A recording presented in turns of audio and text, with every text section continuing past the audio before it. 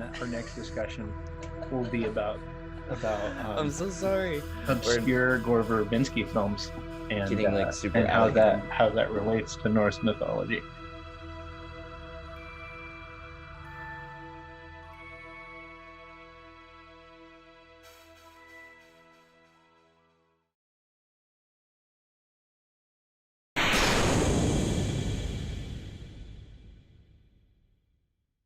Hello, everybody. Hello, audience. Welcome to part 2 of our discussion on mythology in Final Fantasy VII. I am Clark, aka Schrodinger's baby seal. I have a YouTube channel that's about to get off the ground called the Final Fantasy VII: The Trees of Life and Death, a mythology series about Kabbalah, Norse mythology, and Greek mythology. It should be a series of 3 videos, and first one should be releasing probably within the week. I also am a Twitch streamer, twitch.tv slash Schrodinger's Baby Seal, where I will generally go through compilation titles and look at every wall, texture, butterfly, listen to every piece of dialogue, and just generally gain weird minutia and information, regardless of whether it's relevant or not. So let me move the invitation queue over to Sleepezi. Why don't you tell us who you are? Hey guys, I am Sleepezi, also known as Owen for this discussion. I am a content creator for Final Fantasy VII Remake Theories. Just about a month ago finished a 5-part series of videos sort of going over the lore of compilation stuff and how it pertains to Remake and its upcoming sequels. And I am just really, really happy to be here, as Mo stated in part 1 of this. Like-minded individuals. I'm very glad to be around those. So it's a pleasure. And also, I'm very interested to learn some new stuff. I only know so much about this, but I did go into it in part 3 of my videos. So I'm definitely excited to get into that a little bit more. So. All right, Mo, you're up. Well, I'm Mo. Known probably better throughout the community as MJ Gallagher, which is my author name. I've been writing Final Fantasy books for a number of years now. Started with a just for fun novelization of Final Fantasy VII. Got a bit of traction. And ended up working alongside Kupocon, which is a sort of Final Fantasy fan event. For Kupocon, I produced the Nibelheim Incident, which is a standalone book covering the Nibelheim Incident from Final Fantasy VII, but it pulls the entire story together as told from the perspective of Crisis Core before Crisis, a little bit of Last Order, and the majority of the old game as well, just to provide a comprehensive version of that tale.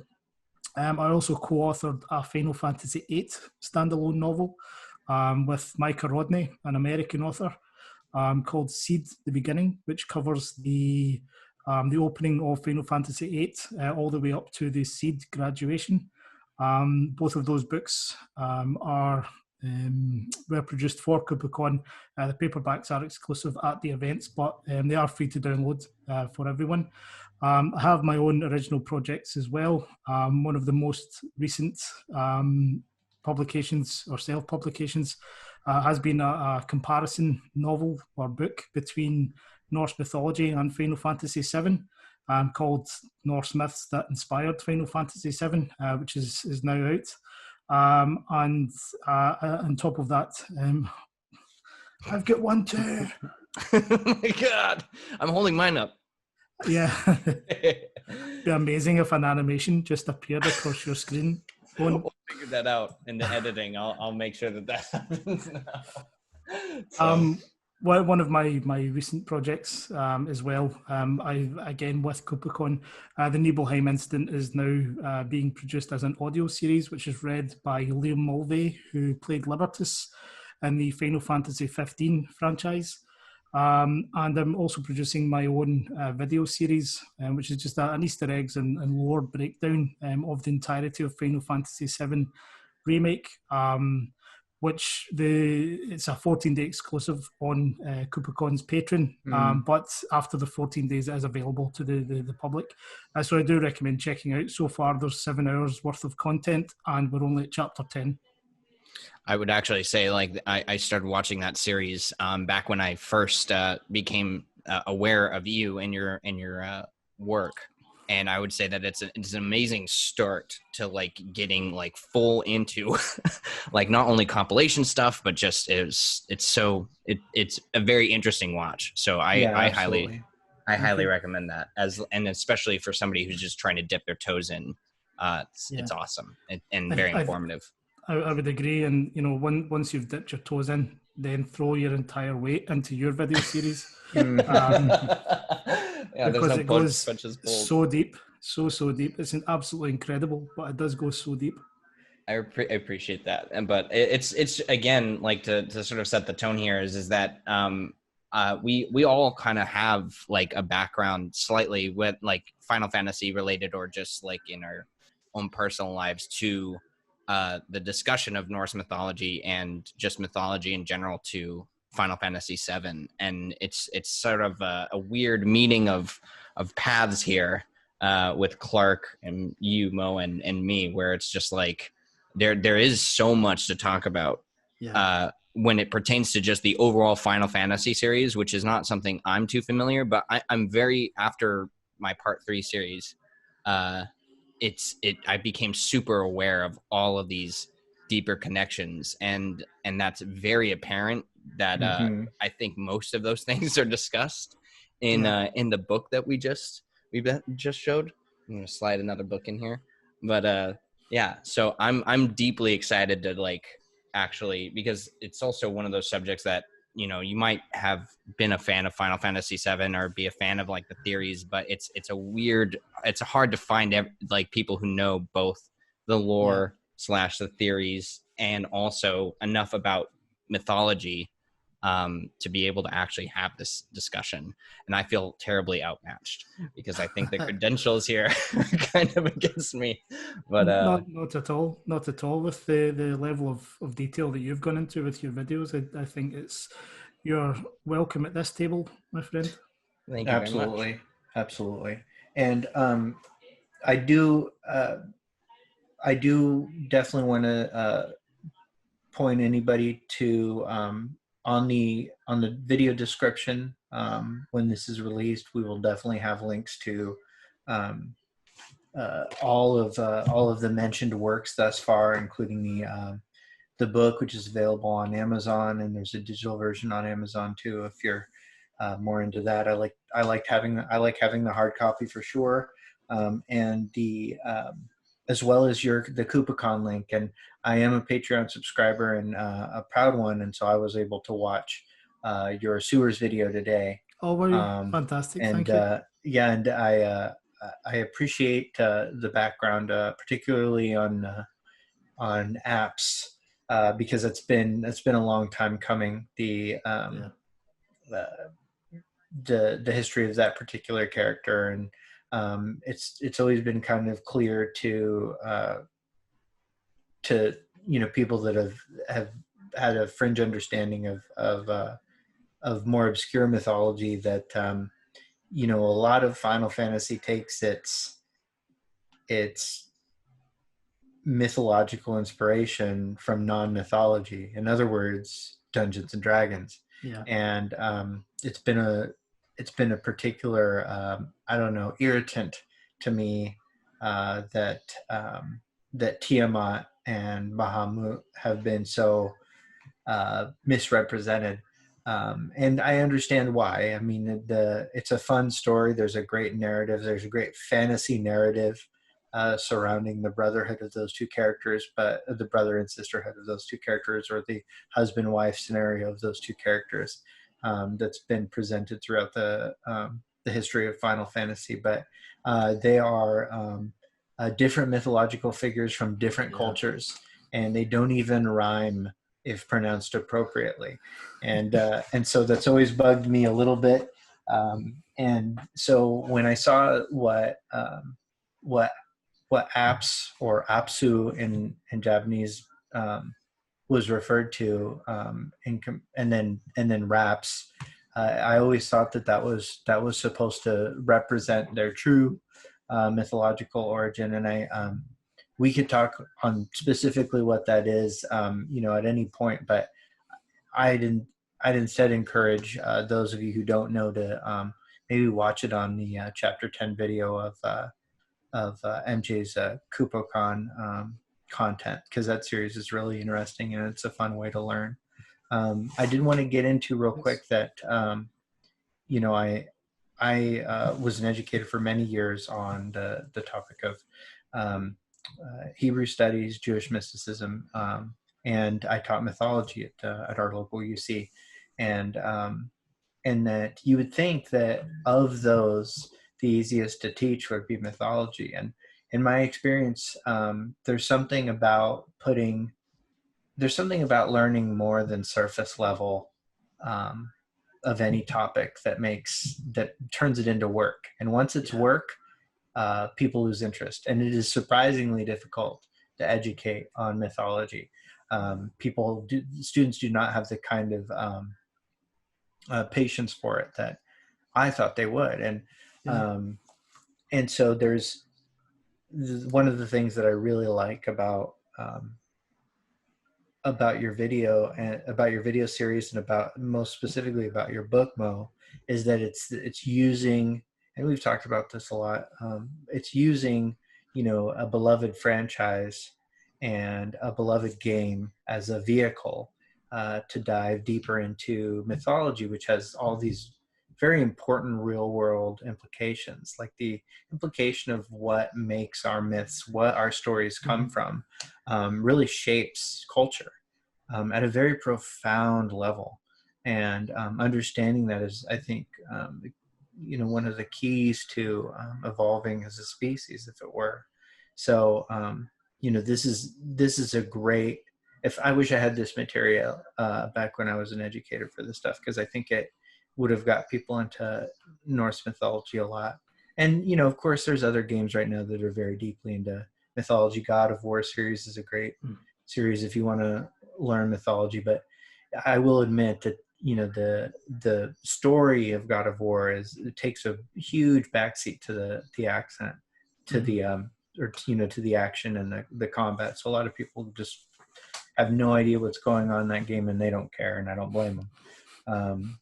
And then Assassin's Creed Valhalla just came out, and that's got a very fun revisionist look at Norse mythology too. Yeah. Although for personal reasons, or actually not personal reasons, for political reasons, I am avoiding that anything made by Ubisoft, and I will say that publicly. So I wanted to start off with a question for Mo, and we'll just start it off right off the bat. Of all the bizarre minutia, strange trivia, or lore, what is your favorite thing that you've discovered in the Final Fantasy VII compilation? From a mythological standpoint, do you mean? Yeah. Sure. Obviously. That's a good question. It might seem a bit basic. I think the first time I realised that the Zolom was actually a take on Midgardsorm, that sort of blew my mind a wee bit. And one of the reasons that I think it sticks out for me is it's the first, before I ever got around to writing the Norse mythology book, I was writing sort of blog articles just on my Patreon or on various different places.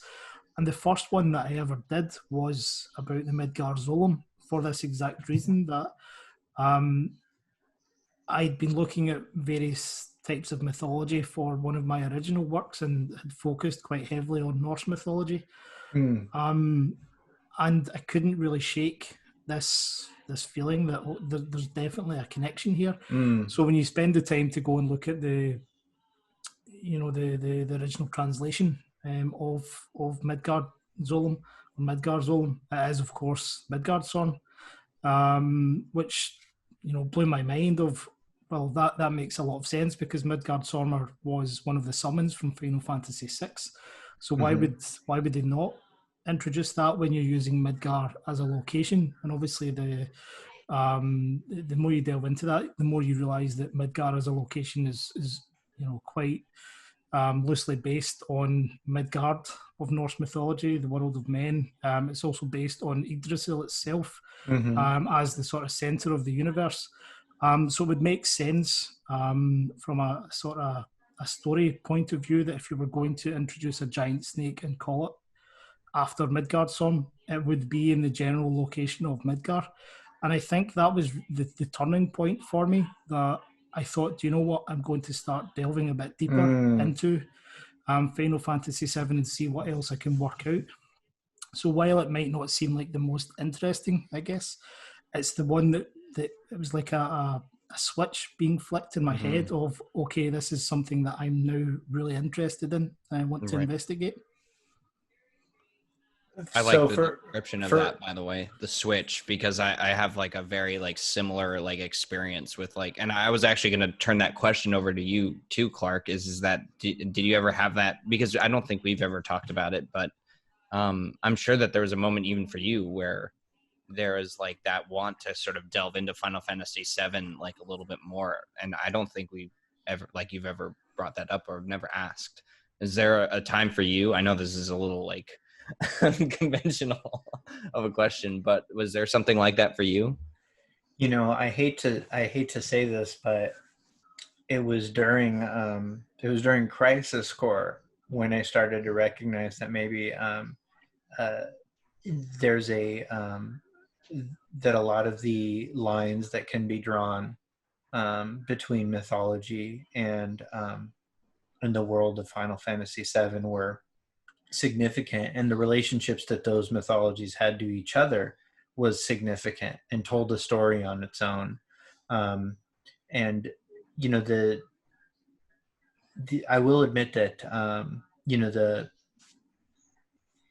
there are difficulties when you look at the localized versions of the games in determining true developer intent. And sometimes it's easy to read way too much in and try and confirm bias, but it is important to know that in particular, Kazushige Nojima does have a pretty, I think, fair reverence for mythology, as opposed to the rest of the Final Fantasy developers who use it.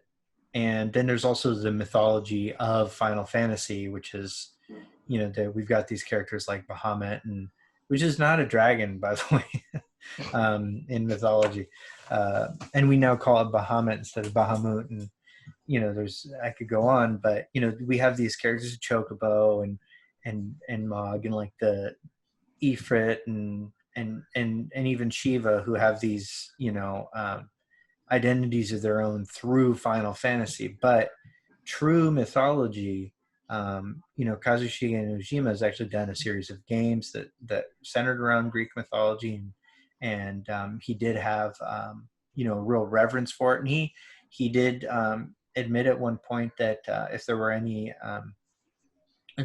mythology that he would want to explore, it would be Norse mythology.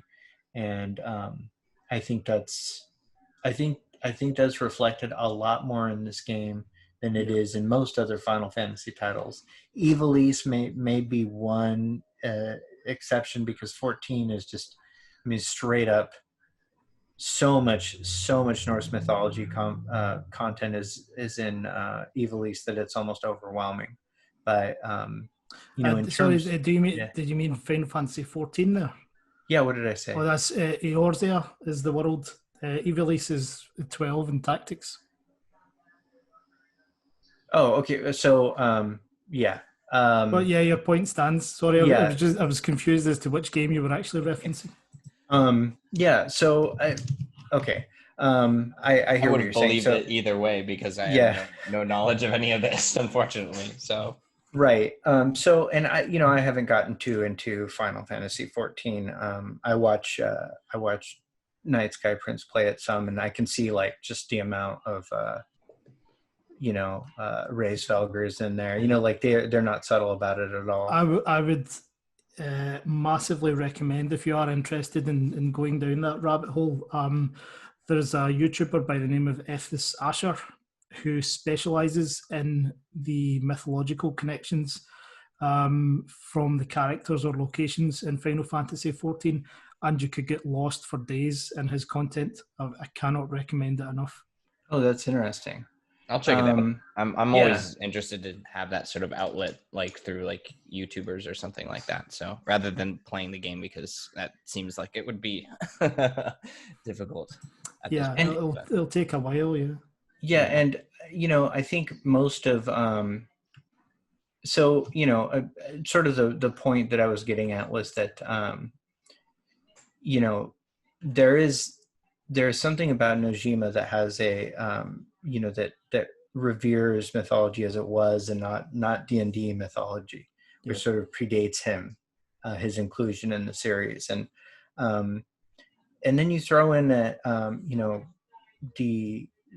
the mystical elements, the Gnosticism and the Jewish mysticism, which are Kabbalah, and those do have some pop significance. Like they border on being tropey in anime. You've seen Evangelion. Um, Final Fantasy VII was released in sort of the same ballpark timeline as Xenogears, which borrows a ton of that mythology, much more so than any other mythology. But as I went through Crisis Core and I started to see some of the lines being drawn between the two worlds, the two series of competing interests in this game, I started to see that maybe there was a story being told about two trees of life. That's what kind of clicked for me. And I too, I really like the Zolam connection. And I just wanted to expand on that a little bit for listeners. So in case you didn't know, the Zolam in the Japanese version, it's essentially the Midgard Shorm, as opposed to the Midgard Shorm, which basically points to the world serpent from Norse mythology, who has two siblings, one of whom is Fenrir and the other is Hel, and they have they get expanded upon in Moe's book. I strongly recommend you reading that, and he makes some fun connections about those characters that I really like. But it's just that what we're seeing is these worlds being represented, and for me, what my series of videos is ultimately about is the connection between those two trees of life, because I see that like for me, the way that I interpreted the Gaia, the world of Final Fantasy, is that it's the metaphor for Yggdrasil. We see Yggdrasil metaphors throughout several motifs. A lot of things with 9 realms, a lot of stuff like that. But its branches have always seemed to be sort of like represented as the life stream itself, and that Midgar is just one of those realms, and Nibelheim's a realm, and so we've got that tree of life. But if we look at Kabbalah, the 10 emanations of Ein Sof, which are the Kabbalistic divine being, God, essentially, are called the Sephiroth, also known as the Tree of Life. It's a Sephirotic Tree of Life. And everything that is represented by that world, that alien world, seems to collide with the world of Final Fantasy, with Gaia, with Yggdrasil.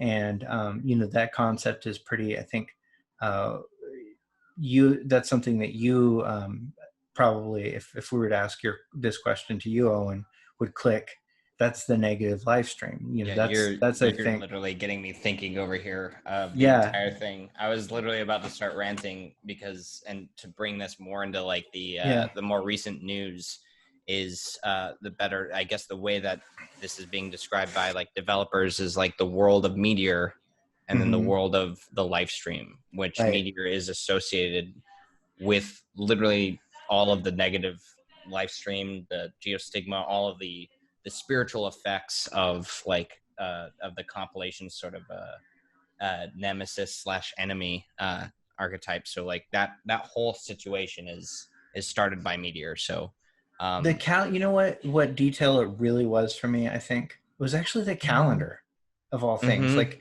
knowing that the calendar reset at 2,000 years, you know, that it was this sort of, a line could be drawn to antediluvian calendar, you know, that Genova sort of, the calamity of the sky sort of represented, and you know, this an event, an sort event, of a reset of time, or the coming of, which again is like, and just on like the surface level of like references, like in terms of like religious or like mythological, is like the coming of like a god, the rebirth of a god, which is the Advent children, like all over the place, which is like Sephiroth, and Sephiroth being tied to Genova and all that other stuff. That was one of the weirdest finds for me too, because like what we're talking about too with like the tree of life / like conflicting elements maybe of two different like trees, like have this sort of like reoccurring event of like even Midgar, for instance, right. like with in Remake having the Cetra like landscape literally depict Midgar, and then thinking about that in like tandem with like the calendar, it's like these events. That was what I was going to say, by the way, for my like the tipping point for me into mythology. Like I had known about Fenrir.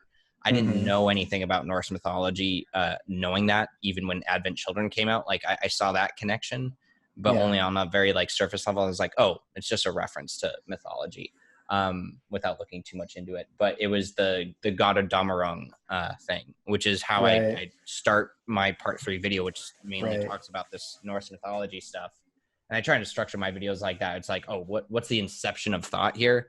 And that in connection with Pride and Joy, which is a connection to the Ragnarok item in the original game, I was like, this is just so blatant that it's hard to ignore. So when you take into all the account of like the things that we've already brought up, like that right there gives not only like structure to the Final Fantasy VII story to a degree, or the conflict, the larger conflict, and then has like multiple references. So for those who had any doubts about like its importance, it's so relevant to so many things that are going on that it's a hard thing to ignore, especially like on a theory crafting level. So one of the things that I think you really hit the nail on the head during the video was when you specified that Gotterdammerung is a variant of the Ragnarok story. It's a remake, yeah, basically. So, so it was like, that's that. You couldn't have defined it any better. That it's a retelling of that story with quite significant changes. And yeah, I agree that having Gotterdammerung as the award for beating Pride and Joy is just it's right in your face. There's no hiding that. It's pretty blatant. Yeah, and that was what like it was part of my brain when looking into that stuff. And for those who don't know, God of Damarung is a opera made about the events of Ragnarok. So it's not directly taken from Norse mythology. It's an interpretation to theater per se. For those of us, it's sort of 2 stages removed. That it's based on an old German poem by the name of Nibelungenlied, which itself is a sort of a old German version of the Norse Ragnarok tales. So it's not that Gotterdammerung is lifted directly from Norse mythology. There's actually one step in between as well. And there you go. Yeah, See, and I knew I was going to learn something. Yeah, it's not even the entire Wagner opera on the subject. It's just a segment of it. Right, and that also happens to be like quite a bit of time to watch. Which I tried to do and couldn't.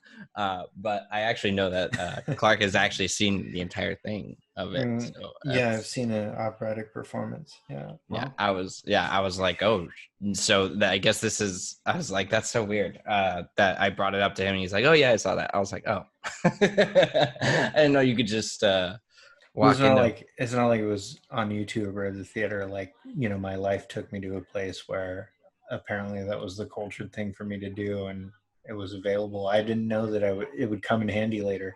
Yeah, right. I didn't know it would be applicable to Final Fantasy VII. Yeah.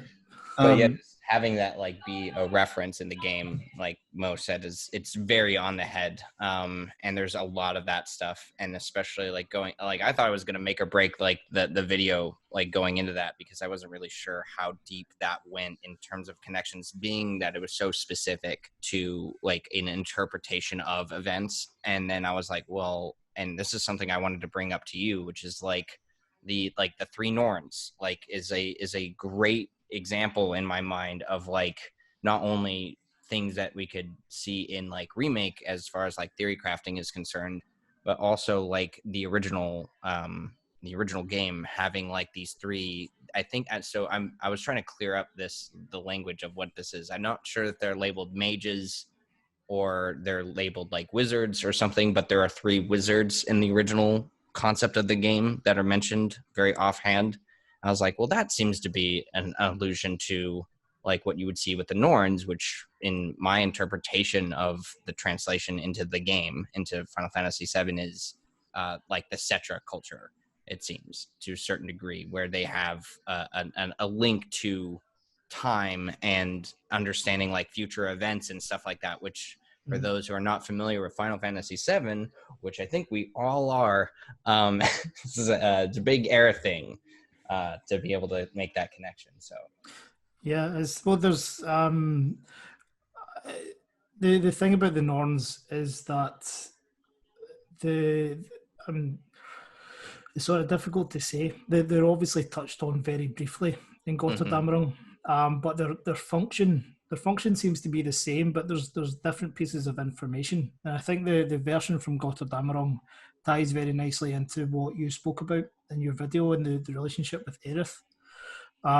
Whereas the Norse version is slightly more reserved.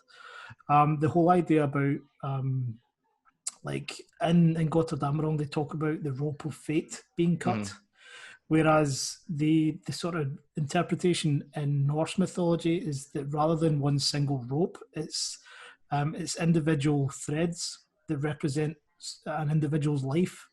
So it's more of like a tapestry that's being drawn. That's so weird. That even that itself is not necessarily the original sort of Viking interpretation of it, because it's believed that this is further down the line that Greek mythology has sort of become mashed up in there, because the fates or the Moirai of Greek mythology, that's specifically how they are interpreted. They are weaving the threads of fate. But in Norse mythology, it's really vague as to what the Norns are doing. They do talk about individual or kind of being in control, or being able to look into the future of an individual and control their fate. And everyone has one single fate. So they're in control of that, and they have power over men, they have power over gods. Not even Odin has any say whatsoever over the Norns. So their features in Norse mythology is slightly different to how they're presented in Gotterdammerung, which is why I think your theory about the Norns and the sort of CRS element of it, being able to see into the future, plays very well into how Aerith is represented in the remake. But from looking at Norse mythology specifically, it's difficult to do that. The problem becomes, or with your theory, I personally think you're onto something there, and I do agree with it. The problem actually becomes is for that to work. Aerith has to have sight of the future, like current Aerith has to have sight of the future. And in the remake just now, we don't have the specifics of exactly how she's doing that. You know, a sort of competing theory is that, you know, future timeline Aerith, like sort of post-Advent Children, post-Dirge of Cerberus, you know, is either working alongside or has inhabited current Aerith's body, in which case you've got future Aerith. You know, she already knows what happens in the future. That's not foresight. In which case the whole Norn connection falls apart. Which is why I didn't really consider it in the book. But I hear you. I hear what you're saying, but so many of the connections they make are loose enough that I feel like it could still be connected. Like we have to remember that I mean, there's a difference between passing fascination in mythology and banking the continuity of a story on pre-established rules or guidelines. Well, I'd actually mythological character like to throw down in that too, because one of the things I found so interesting about what you just explained, Mo, is that the interweaving of like multiple threads is a very clear indication of like the live stream for me, where like even in the opening of Advent Children, like you can see these and on the way, not on the way to a smile, the maiden who travels the planet, which again, people discount. But I take it as I take it as enough to interpret like from that is showing up in this game to warrant. Also, it's re-release also recently. So no, it wasn't. That was we got false news on that. We got false news. Yeah. Well, stop the video. Stop the video. This is where the theory ends.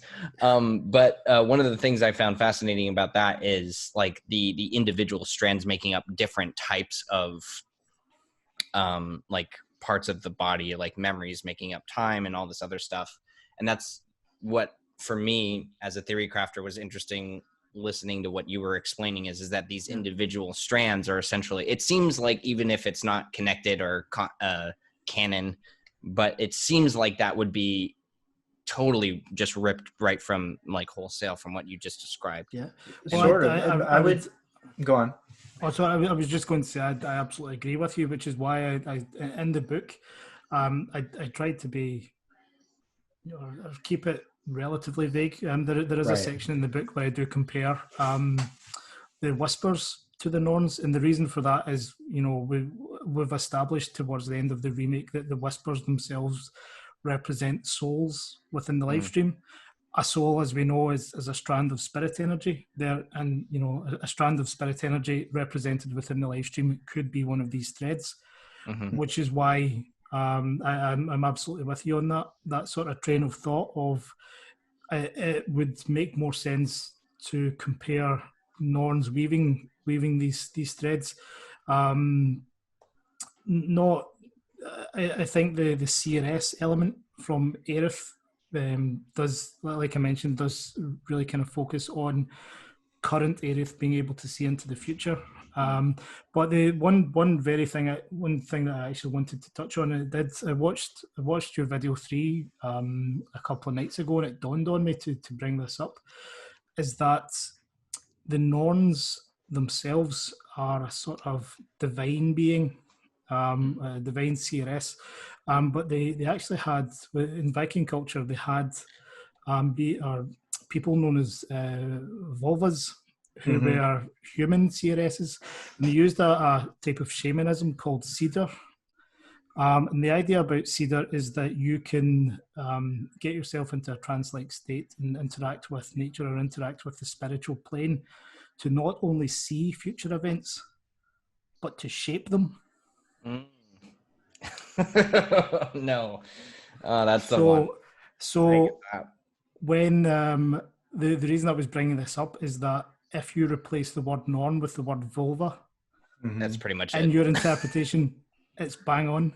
Yeah, I actually completely, I would agree with what I just heard and how you presented it. Yeah, it seems like that was the one thing for me, like looking into this and the Norns is that it would deem like the Cetra as way more powerful than like when we had previously thought of them, is that their power seems to be to connect to certain things. And now, while like they're also like their powers are found in like materia, and the knowledge of the Cetra like shape those objects and make them plausible to use to a certain degree, like that. And that's an overwhelming thing, but like the idea is that they were tapping into it rather than like the like creators, or like, you know, part of like higher than deities, you know.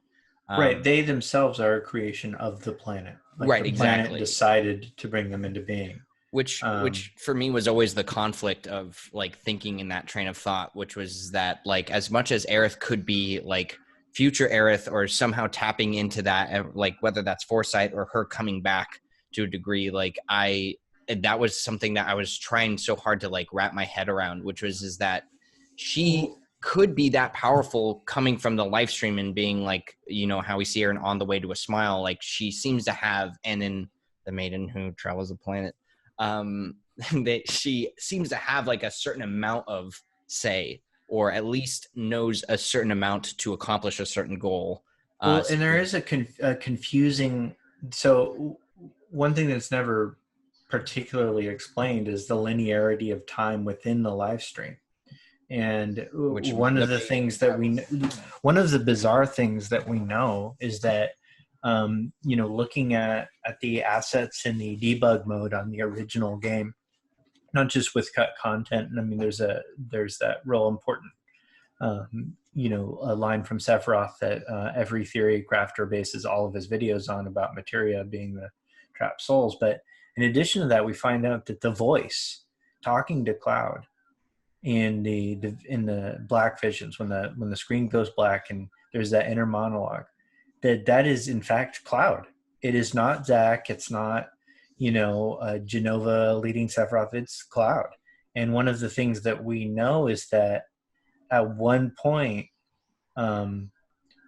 Cloud tells himself that he will, that everything will become clear to him regarding, you know, the haziness of his past. And, you know, an argument could be made that he was able to communicate with himself via whatever bizarre mechanics happened in the live stream. So it's not even like an old theory. Like people were talking about time travel in the live stream before, you know, before the Whispers came out, and before, you know, Max Dude came out with this video about future Sephiroth and stuff like that. We also know too that how we do have that short story which talks about how Aerith receives her visions, and it's not always like her choice. You know, when she's coming up with a painting. That really goes back to the whole vulva thing as well. That it's a trance-like state. And again, you know, the short story, you know, it's written by Najima, and I sort of touched on it in my most recent video as well. But he made it very clear in the Ultimanias for the remake that every single line of dialogue written for Aerith was, you know, meticulously crafted. Yeah. So again, nothing that she says or nothing that she does is a coincidence, which makes you sort of hang on every single line. And you know, it's when you look at it that way, nothing she says, nothing is a coincidence. And it's I find it massively fascinating. And going back to the we're talking about the shamanism type of thing. You know, when you're talking about the cedar magic, it's interacting with nature, interacting with the spiritual plane, which is effectively the same thing as communing with the planet. So, planet reading. So I mean, how many parallels do you want to draw? I don't know anymore. Yeah, there's plenty. It's such a weird thing to think. Like, and I've always been very like interested in like finding these sort of elements in any story that I look at. But for this to be like such a really impressive job of like not only paying like some level of like, not some, like a great amount of like focus and detail on like the inspiration of like this background like theme, like the amount of detail that's gone into that, and then also telling an effective story is usually the thing that makes my like creative brain go absolutely insane. Like I so like the fact that you could just know nothing about any of what we're talking about walking into Final Fantasy VII is kind of like ridiculous to me, and it's so impressive. Like when looking at like, again, like your book or like even your series, like in terms of like compilation. And like here's a sort of an offhanded question, but is there something that you want to see from your research that hasn't shown up yet in remake, or do you see the possibility of them expanding any more of like what you know into like future titles for the game? Not necessarily. I'm very much an advocate for, you know, keeping as true as possible to the original. You know, I'm all for sort of changing the story up and bringing together the effectively the climax of the compilation. By the end of remake, I would very much like to see a definitive end. You know, by the time we get to the final installment of the remake, I wouldn't necessarily say that I would like to see anything in particular. I've loved so far the parallels that have been drawn between um, the game and Norse mythology. You know, something that's maybe a bit less speculative in terms of Ragnarok. Might be cool Right. to see parallels between how Meteor comes into being. I've spoken about before, and you know, I think you've done the same one where our theory is that the the eradication of the whispers is a red herring. That the entire point of this is that you cannot change fate, and I would be extremely disappointed if they did change how certain characters, um, you know, go out of existence. I was like, oh my gosh, the spoilers coming.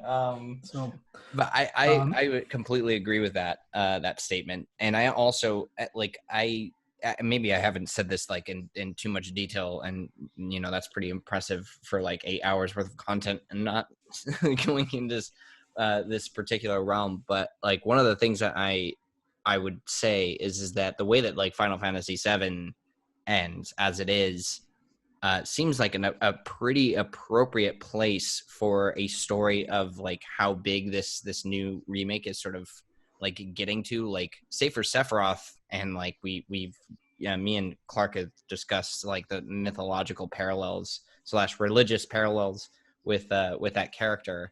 It seems like a pretty fitting place to conclude even like some of the newer ideas with just like what he represents in that final thing. So like, and I know this is sort of like me just going off, but I think that that would be a perfect place to end remake, is just to say like keep the ending just as it is, but just again with like a newer sort of found context for the events that are taking place. Like we've already seen like Meteor in some form of fashion in remake, and who knows what the Edge of Creation is. In my mind it's probably Meteor. Like it just seems to be setting up the same event, just to like, but to like you said, sort of wrap things up a little tighter for everybody. And I think there would be literally nothing better for them to do at that point. I don't think like introducing a new member to the compilation to cause like more Genesis confusion would be yeah. necessarily like the best idea. So Yeah, I'm highly doubtful that things are going to go your way, Owen. yeah, I know, but And I mean, and you know what? I'm here for it as long as they still tell a story that hits most of the, I think, more salient points. The way that I still, there's a there are really good stories to be told about humanity's relationship with the planet, And I still think that is the more important theme of the quote unquote whispers. It's less about destiny and it's more about, man's relationship with the planet. Because they are a planetary function from everything that we've seen. Mo, have you seen the 5th video yet? Yeah. Okay. So I did want to ask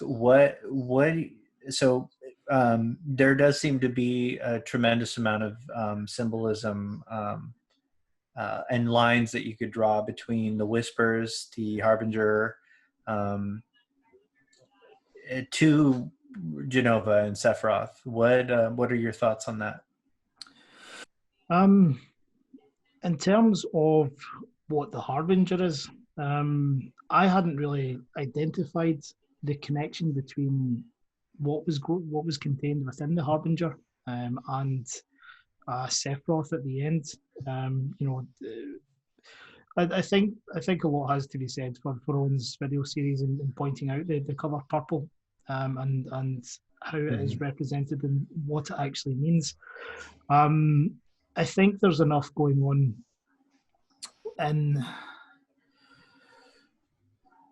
in the sort of Ultimanias to give us an idea that the whispers themselves are,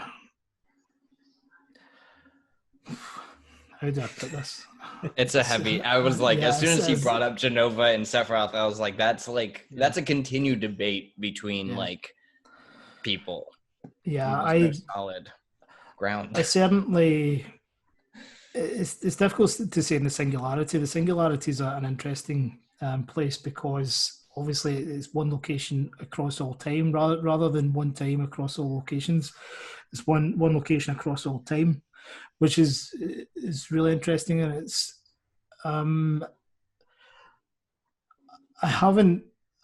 must admit I haven't put too much thought into exactly what the harbinger is. I wouldn't class it as a weapon. Certainly just class it as a function of the planet that is, presenting the planet's struggle against Sephiroth. And I do agree that a trick has been played on the party here about breaking their own destiny, and I think there's certainly an element of that being quite meta for the fans to kind of say, like, this is how we wish to represent our new way of telling this story, that we're not going to be confined to your expectations. So I think as much as, I'm all for Owen's theory of that, the purple site effectively being a prison for Sephiroth's entity within the live stream across all time. I do also think it's this idea of effectively, this stigma or this idea that fans have of we must have what we remember. This must be an absolute, word for word, act for act recreation of Final Fantasy VII. And I think the destruction of that is a way of representing the destruction of, okay, I think that's maybe why so many people were angry about it, that perhaps on a subconscious level they acknowledged that they were controlling the party to defeat their own interpretation of what Final Fantasy VII should be. And I don't know, it's kind of like making you kill the dog at that point in like a Last of Us Part 2 situation, where it's like, are we for maybe that, like, and I can understand that angle is that like forcing the player to like literally undo the game that they wanted. Participate, but you don't have any actual agency in it, so right. It's just frustrating. Still exists. There's no. It's all just a joke. Is it our destiny to defy destiny? It's an interesting question. Thanks, Red. I mean, yeah, I hear what you're saying.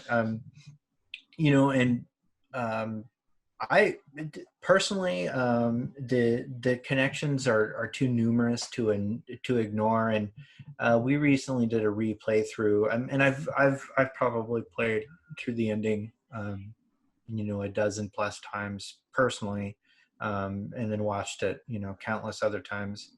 And, during the actual fight with Sephiroth in the end, he like unsubtly, unashamedly composes his wing during the third phase of the fight out of whispers. Like, it is not subtle. It is not like an Easter egg. It is, my wing is made of these whispers that you've been fighting. So, this is all me. And I do find it, and also, we, in the July Famitsu interview, we hear that the original visualization of the whispers was to be this golden sand like visualization, which of course we see when the whispers are defeated. When we defeat the harbinger, it converts to this other form. And even at a base level, the robed figures do have this iconography that's similar to the reunion clones. And then they weren't even subtle about the Viridai, Cresceo, and Rubrum connection. And it was even less subtle in Material Ultimania when we find out, and I don't know how I never noticed this, but specifically when the analog of Laws, if combating Tifa, will warp behind her in the signature way that Laws did in Advent Children. They're just really not making that subtle. But that being said, what that means moving forward for the plot might not even be decided. They've left it in a way that they can adequately gauge fan response and adjust if necessary. And I hate to say that, because I'd like to think this is all part of a master plan. You're making me very unsettled. I know you're really upset because I'm taking components away from the puzzle. But that's all very possible. But that's really not fun for theory crafters. I was actually gonna say, like, along that line, one of the reasons why, like, maybe like and just as like context, like, I have been talking about like this with like everybody that has been open to talking to me about it since the game has come out, and that's literally just been what I've been focusing on. But the thing that I thought was so interesting to me, because I've gone through, you're right, they're probably just making it up, or like this and that, like fluctuating levels of the detail and the way that they're taking the story, like, has been fluctuating the entire time. But like, when we think of like the Laws reference, and when we say like the Deep Ground reference with like Type 0 and all this other stuff, it seems like, and I want to mention the material book, because there's a huge amount of like, I know that this is a tangent.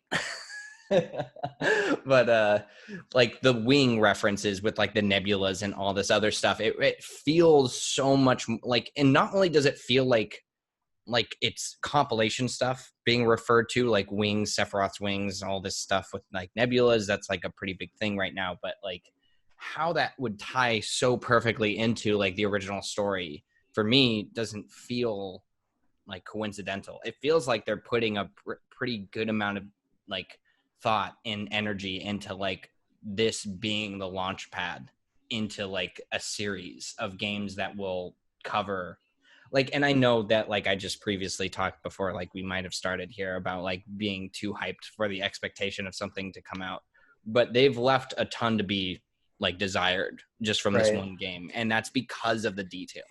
So it would be a slap in the face to put out a part 2 or part 3 without having the same level of attention and detail put into it, because it's like, well, then what was that even for the first game, really? Like, well, I would say that, going back to the meta reference, that no matter what they do, even if we don't hear or see from the whispers again, and I personally, based on Katasi's comments, don't expect to see them again.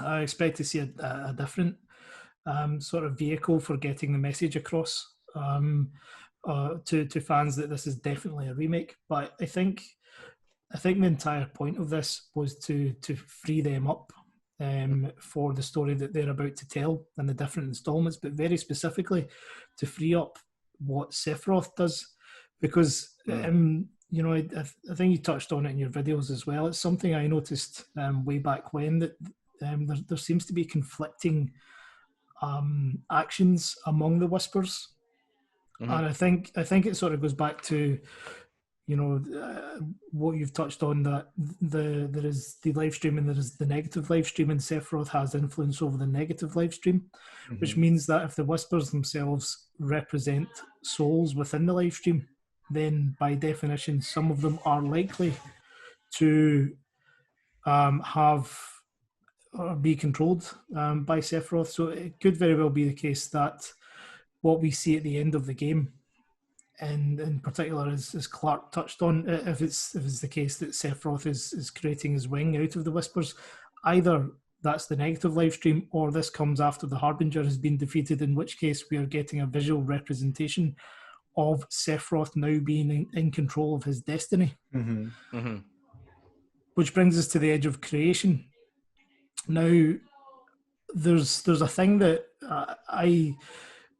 I sort of spoke about this way back in the first video that I did, and it's almost immediate, both in the sort of black bird that's flying into Midgar, and then again the black feathers that we see, and then you know, eventually when Sephiroth does reveal his black wing, there's either a total retcon here of they've just decided to get away with the safer Sephiroth colour scheme, or they're actually bringing to our attention that there are two different versions of Sephiroth.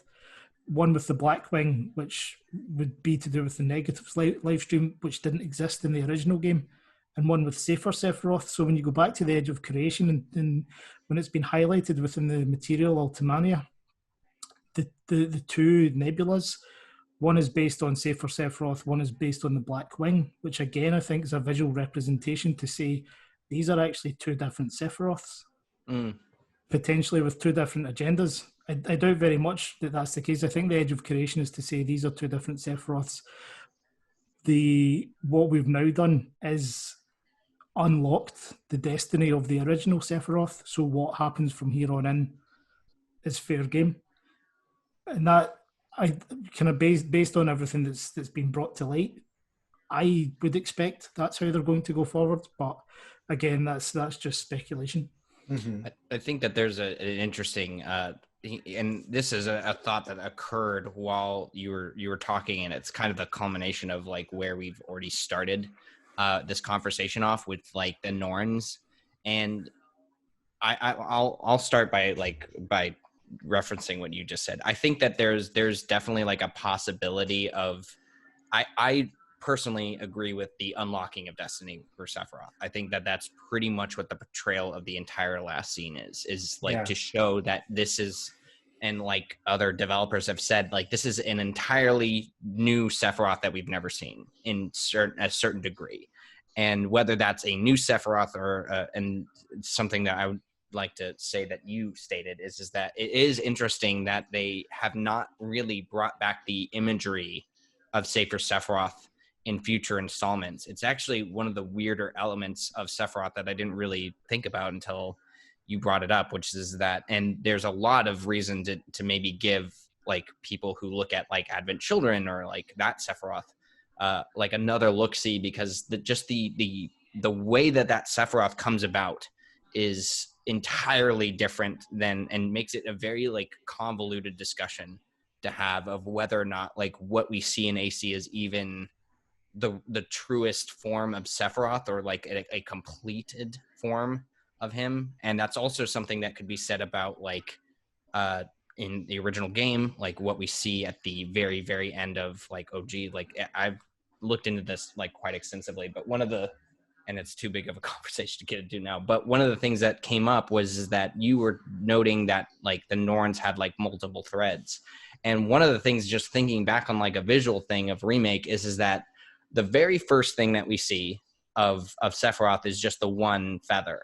But then at like taking a look at that and then going to like the end of the game and how many feathers actually start to show up, is that that's a very interesting like visual language to use. Is that like multiple feathers are now showing up at like right at Destiny's crossroads, and then the interpretation of like whispers being like the wing and all that other stuff.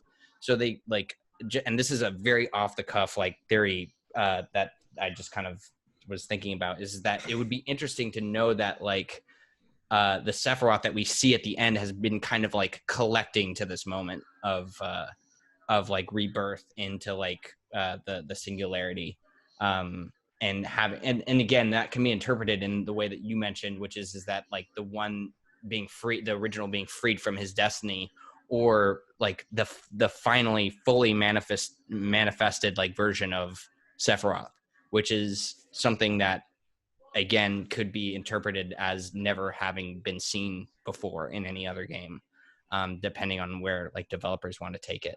So Right. But again, going back to the Ragnarok thing, I think in the end it will come back to Sephiroth's fate, the same as Aerith's fate, the same as Zack's fate.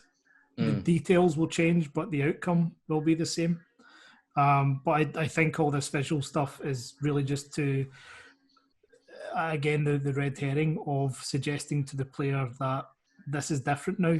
And yeah, I suppose from a story teller point of view, you have to create that level of suspense. You have to get to a position where the fan is going to be interested again, because in their minds, they don't know what's going to happen. Yeah. Because you would obviously lose that level of interest, I guess, or suspense, or right. And people argue against that. People argue that they want the same story and that would deliver fine. And I think and adding context to those would be interesting. And that's fine. I mean, the to say that, but it seems a bit like wishful thinking. Realistically, a bunch of people now have no idea again what's going to happen with Final Fantasy VII, and there is no other way to recapture the suspense and mystery of the original experience without doing something like that. There just isn't. Well, it's one of the things that I think, and I don't want to bring him up in a negative way, but one of the things that Night Sky Prince brings up a lot when discussing this topic is the subject of loss. And one of the things that makes the loss in Final Fantasy VII so impactful is how sudden it all is, and how like off guard you would be experiencing that event for the first time. It's like the Luke, I am your father moment. Like once you hear those words, like you can't just replay that moment and expect the same impact to happen. So for a remake, what I would say personally is to adapt the moment into surprising the audience again. So rather than just replaying it the way that you remember it, like kind of come at it from a different angle, but still make the story about what people were interested in. So you can still have the subject of loss and be surprising without just doing the same thing. I think if it ultimately kills different characters, which I think is going to happen. By the way, I do think different characters will die. I do not think they will be able to maintain the same level of interest or suspense if this whole thing was a adventure into explaining that things are just going to happen the same way, through a different path. I think that there will be touchstones. I'd be really surprised if Aerith doesn't die, or at least something equivalent. Like, we now have this Sephiroth that has all these elements of On the Way to a Smile, the live stream Black and White, and he seems to have some sort of awareness of what happens, or how Cloud gets free ultimately from from his puppetry actually involves falling in the live stream with Tifa. So now Tifa represents this threat to the Cloud that Sephiroth is obsessed with. So Tifa may be the sacrifice this time around. I really don't care. I kind of doubt they'll go that way, but I would be surprised if we don't see a happy ending for Zack based entirely on the developer comment in Materials Ultimania that says, we were glad to see how many fans really wanted a happy ending for Zach. So Well, I think we're going to have it's to compromise a little bit. Maybe it's No. a sadistic comment of they can't wait to kill him again. I think that's wishful thinking. I mean, I want him dead. So... Don't get me wrong. Like that guy was too like happy. That would Like be so great.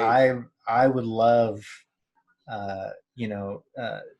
black-haired pre-Titus to die, or Titus. Yeah.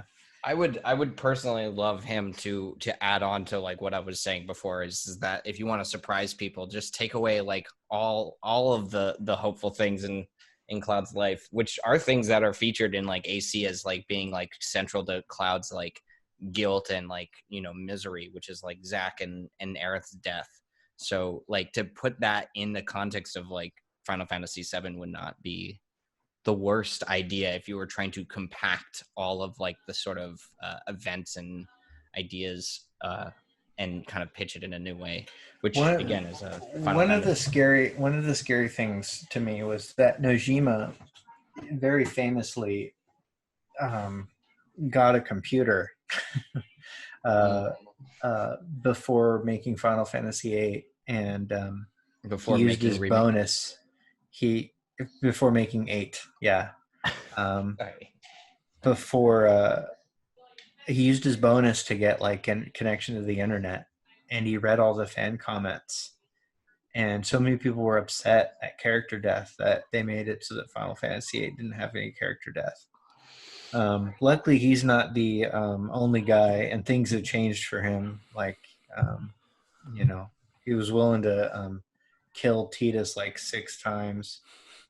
Comically, but still, like, I am aware that really we are at this place where anything could happen, and I'm trying to not put myself in a place where you get royally burned.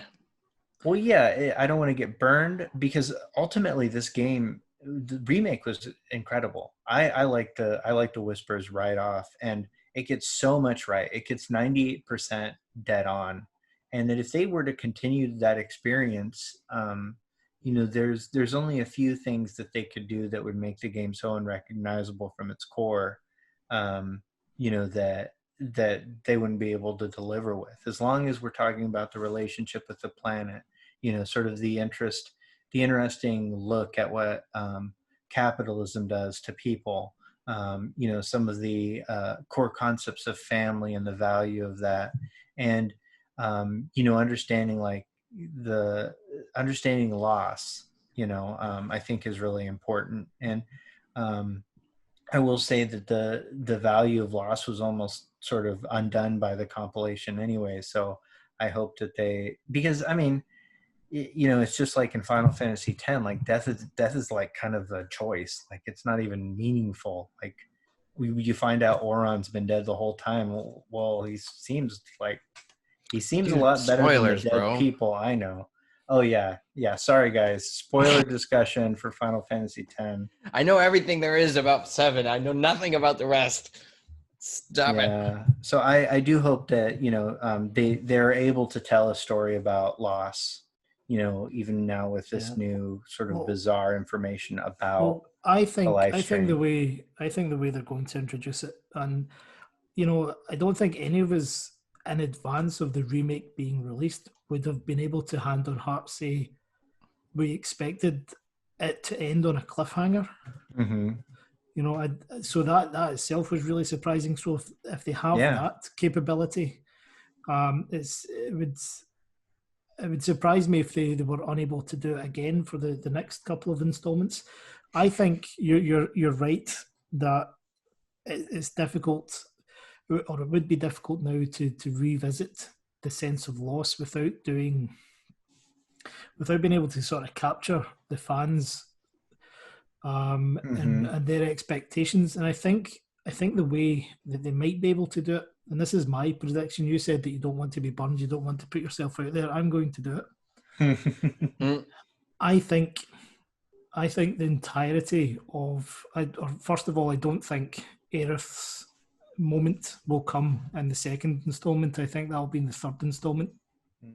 I think what's going to happen is that the entirety or the majority of that particular installment will build towards saving Aerith, and the player will be given a choice on what they do, and the outcome will be that no matter what you choose, she still dies. I would love that. That's the dream. That's the dream. I would so love that. And I gotta say it. So that's the dream here. And by here I mean the West. Well, your household. That's our stance. The West. We want, everybody wants Aerith dead. Like, we just kill her. Like, that is what the West wants. Is that such a bad thing, really, though? I don't think it's that. I don't think it's bad. I think it taught me a real important lesson about loss. I mean, that it doesn't really, it doesn't console you. I mean, there's you just have to like go through the rest of the game with that big hole. That's the way loss really is, and I think that's important. Japan, however, disagrees with us like pretty substantially. I mean, there's an article, there's been fan polls throughout the years that if you could change one thing about Final Fantasy VII in Japan, that is it. So I'm hoping they listen to some of us, and here. But I do actually think that, they're going to tell the story they want to tell regardless of what fans like. I do hope that they will only respond to the things that, might completely destroy or tank, in terms of fan commentary. But okay, so where do you think Final Fantasy remake, the Remakening Part 2 will end, Mo? I actually think it's going to be leaving Junon or the ship. And the reason is more a practical thing. That I think if they are to follow through with the same degree of content that they did with Midgar, it would make sense to have, even if rather than it being open world, even if they just keep it as a sort of corridor type idea for the majority, because you've still got the entire Nibelheim flashback, you've still got Calm, you've still got the Chocobo Farm, you've got the marshes, the Mithril Caves, you've got Fort Condor, you've potentially got the introduction of Yuffie, and then Junon and the cargo ship. And the cargo ship obviously ends or has the Genova battle on it. So I think from a practical point of view, if you're going to construct an environment to the same degree, it would make sense to do it on a single continent. So that's my personal theory. That wouldn't be a bad way to mix these elements together. It's just like highlighting different like sections of the world literally through like each game. That doesn't seem like such an offbeat idea. And obviously you spoke in your videos, Owen, about the importance of Aerith's communication with water. So where better place to kill her than at sea? Yeah. I hear what you're saying, Mo, and it's well constructed, but it's wrong, and I'll tell you why. See you later. I'm away. See you later. See you, Mo.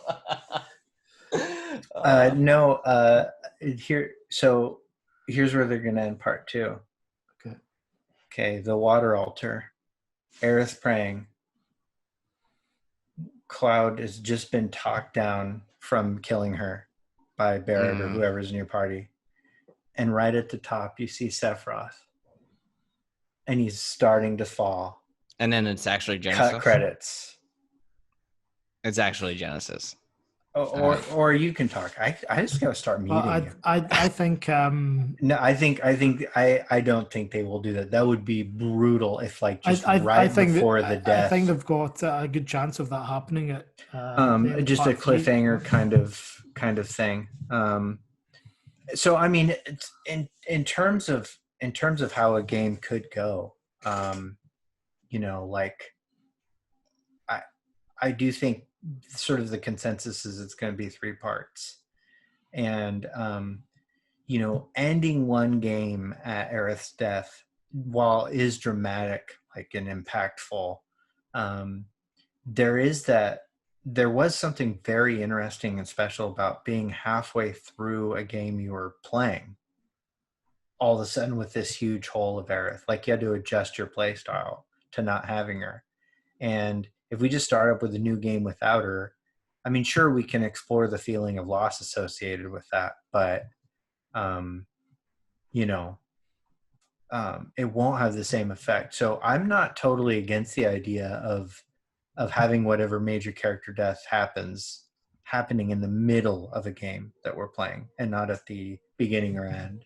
Yeah, well, that would certainly make sense if you end the game with Meteor summoning. Mm-hmm.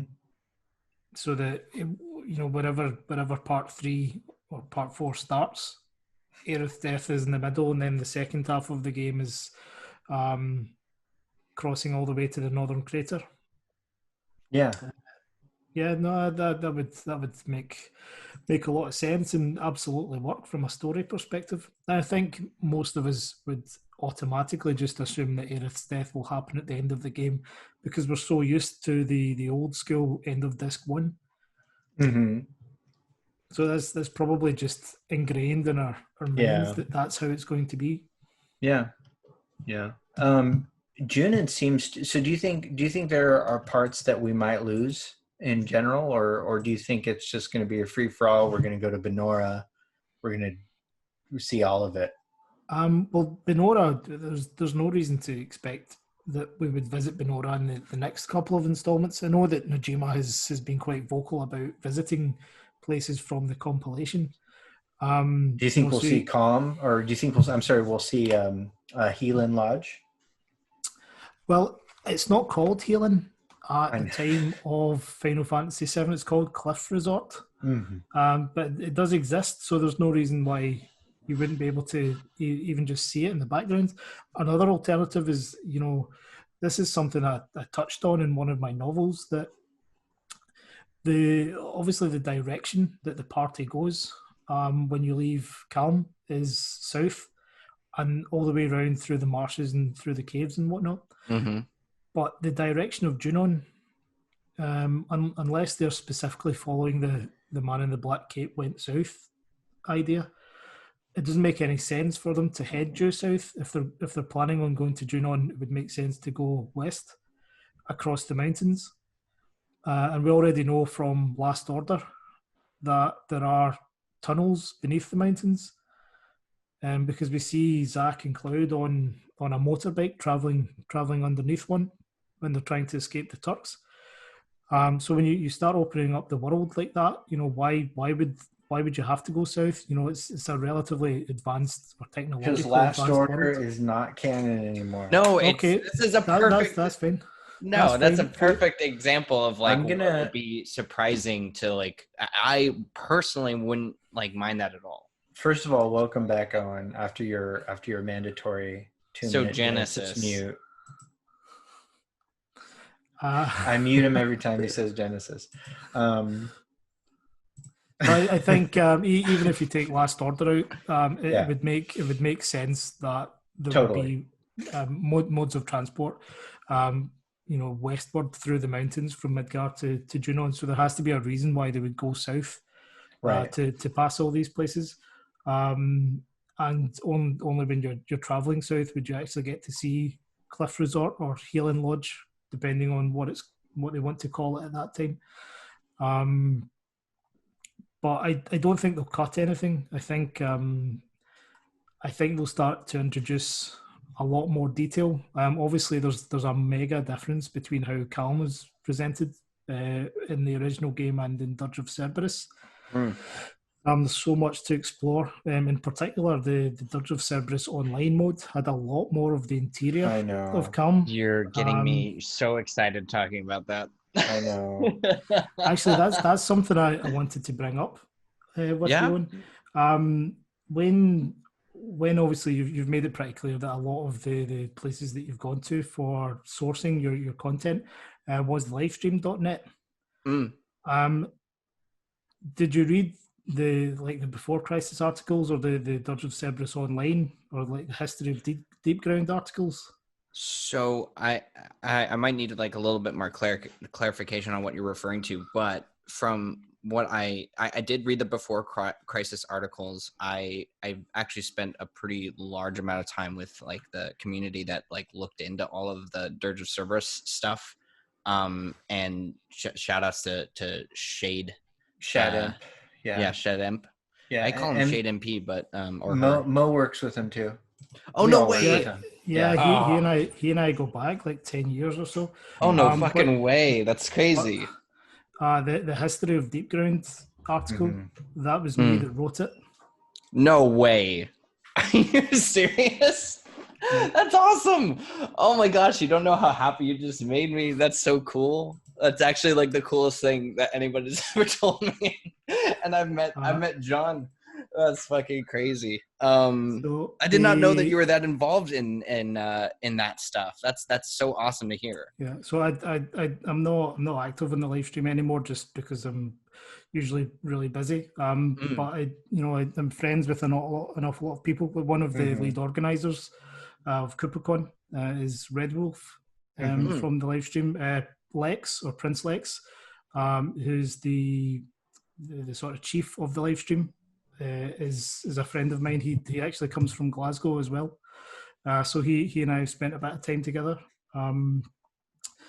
But a lot of the information that is present about the online mode, I was able to present because I kind of way back in 2005 and 2006 when the information was actually available. I sort of collated it all, and then the people who were playing the game in Japan sort of fell off the radar. And it just so happened that I'd saved all the files, so I actually still have quite a lot of them. So if you want to look, I'll send them over. Oh my God, Mo, yes. You don't like I hate to say it, but like that's again, like this is kind of mind blowing because okay, so like context here is live stream is like a place that everybody should check out if you're even trying to get into like some of the deeper stuff of like there's a ton of people who do so much research on all the games, and they're way more like they're so awesome and very open to talk about like a lot of like their findings and stuff, and it's all available on their website. And if you want their Discord too, they're very open to talk to anybody about that. But I spent all of my time on that site after I realized that there was so much information coming from there. And I've gotten Shade MP as I say it. So Yeah. I know I pronounce it Shademp, but yeah, I think it is supposed to be Shade MP. Okay, I'm probably it's just my way of interpreting the name, but I asked him specifically to take as many screenshots of the church and comm as possible, because I found exactly what you're saying is the online mode, you have so much more access to comm. The fact that I'm able to talk about this with another human being right now is like the craziest thing. But he sent me a bunch of stuff, and I was like, and we just did an episode on, or a stream talking about comm, and like the fact that you brought it up, and I was literally bringing up all this stuff on there because it was the only place I got to talk to about it. The answer to the question is yes. I would love to see anything that you have to send on me. And by the way, thank you so much for that article, because you're welcome. That was truly like that was an eye-opener moment for me with like Dirge of Cerberus, and like it's a game I love the lore of, for better or for worse for some people, but that's so crazy. I don't even know where to end this thought. Well, how about we shift gears to Dirge of Cerberus, to Genesis. oh Mo. Oh Jesus. No, I was thinking, what about the new symbol? The church symbol? The Final Fantasy VII symbol. The symbol that's on the back of the Genova clones. Oh, good question. What do you think of that? I've been looking at that quite a bit. I've actually got a few different, or originally I had a few different theories about what it could be, or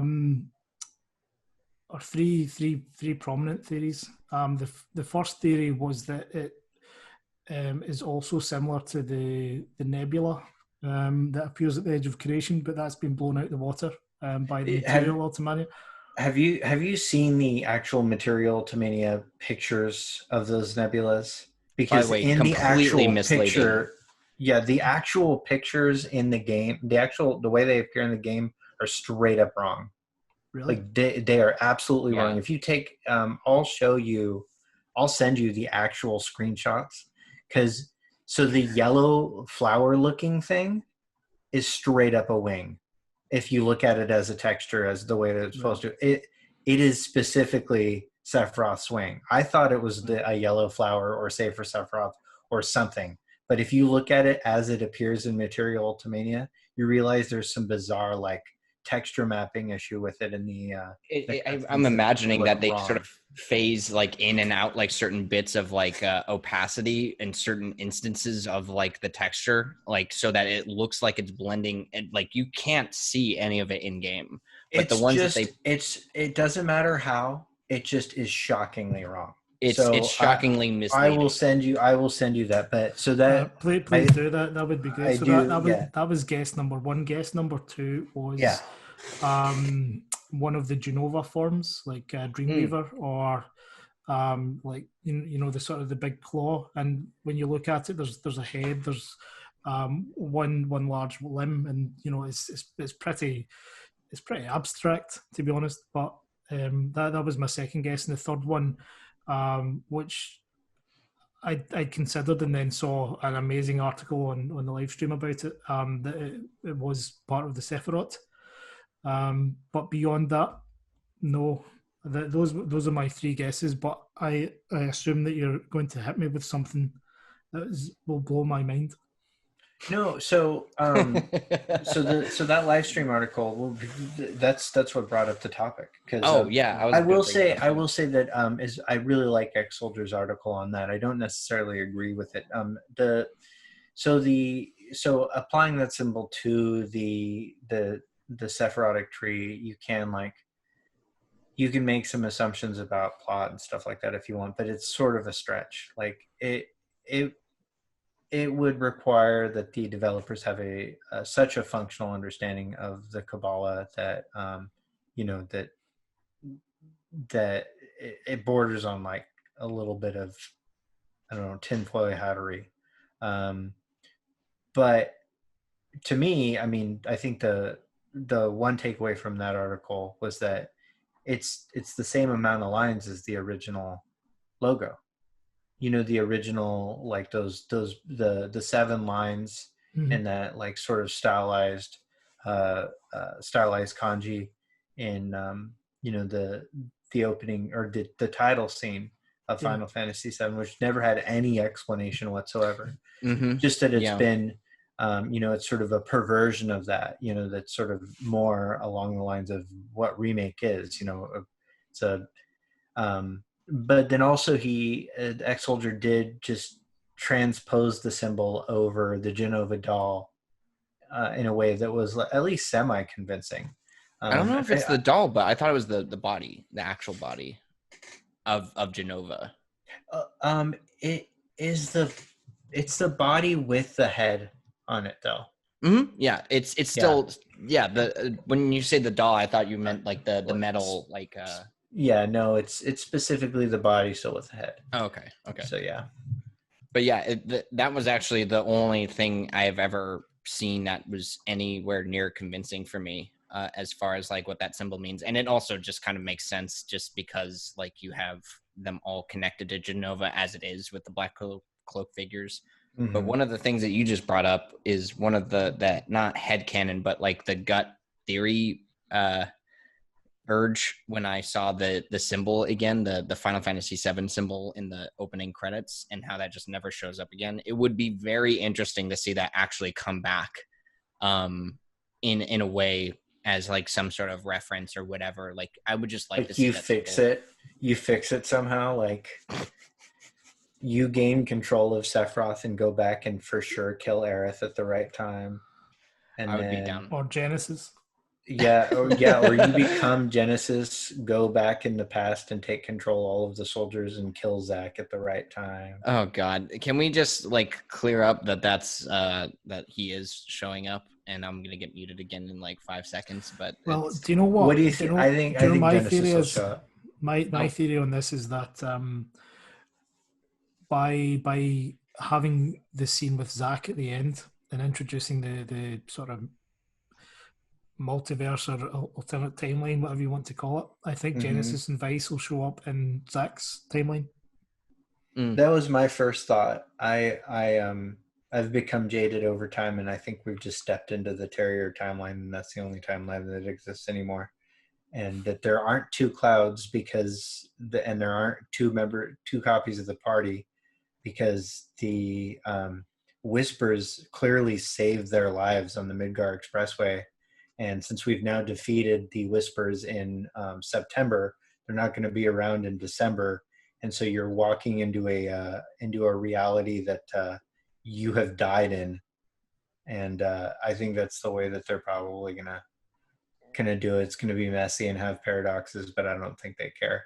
But I wish that there's going to be my hope is that in the Terrier timeline, it's Zack dealing with Genesis stuff and like Minerva and all that stuff. That's my fantasy.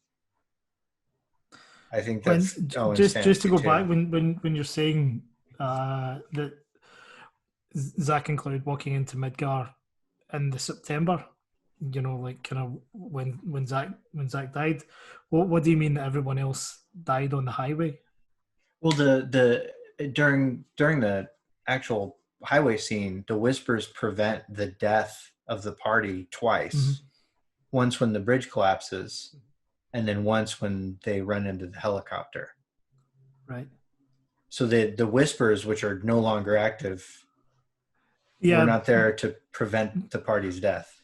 But you wouldn't expect the party to be there in the first place, because you're expecting way too much butterfly effect. I see. I feel like I feel like all of this is sort of like a little hard to interpret, just in terms of like how things will go. Like, and one of the reasons why like I try not to mention this is because there's so many instances of like picking and choosing at this point, where it's like you could, like the Terrier timeline and all that other stuff seems pretty legitimate for me at this point. But as far as like who's dead, how is the circumstance of this happening, and like the Whispers preventing this and this from happening, being dead, like I don't know if that's like in my mind as simple as it's going to be is that, oh, it's just mystical events happening and now everybody's in the same universe. That's sort of how it felt to me at the end, and especially with like the way that they've been describing things in like material book is that it seems like way more like metaphorical rather than like there being like enough, like, and I'm not saying that there isn't enough there to make like a strong like accusation about like what's happening in terms of like timeline stuff, but when we start getting into this conversation, like I feel like this is where if they're going to not explain or go into anything in particular, like this is exactly like what they would like choose to avoid, even though they made it like the crux of the ending of the game for people as far as like mysteries go. So that's my own to shut down the conversation. I did, because I don't think that there's much conflict to be had there. I think that there's a lot of interpretation though that can be. Again, this is also why I don't talk about it, is because I'm a bummer. So I'm the guy who's like, out of all the 8 hours, it's like this is the one thing where I go like, yeah, I just don't see like how any of this will work. And you know that about me, Clark. But and ultimately, I don't think that there's gonna be a satisfying conclusion to this that considers that respectfully treats time travel well. That doesn't really seem to be, that's certainly not on their resume to deliver that, but I don't think it matters that much. I think they can still tell a story that's really good and use sort of junk time magic or whatever to explore the characters that they wouldn't be able to explore without remaking Crisis Core, or because as it is, those games cannot be played. Like, it is very hard to play those games without emulators, which are not legal. And then, before Crisis is gone. Like, you have to watch videos of that or read articles to know what that's about. That's the saddest thing about that game. Yeah. Honestly. So I don't think it necessarily matters for how quality the game ends up. I know it's a deal breaker for a lot of people, but I think we'll all look back and say, maybe it didn't make perfect sense, but that's okay. Which is pretty much Final Fantasy VII in a nutshell. Yeah. Yeah, that's pretty much Final Fantasy in a nutshell. I mean, just have fun with it, I think. Yeah. So far it's been a blast. So back to Norse mythology. An hour later. Who do you think? So which character of Norse mythology is Stamp? Is Stamp? Shut the fuck up, Clark. Shut the fuck up. That's not a legitimate question. Why not? He might know. Terrier. He might know. I don't know. Oh, man. I don't think Stamp has been lifted from Norse mythology. That's my guess. He's like the shittest Fenrir ever. Well, if I'm trying to think who,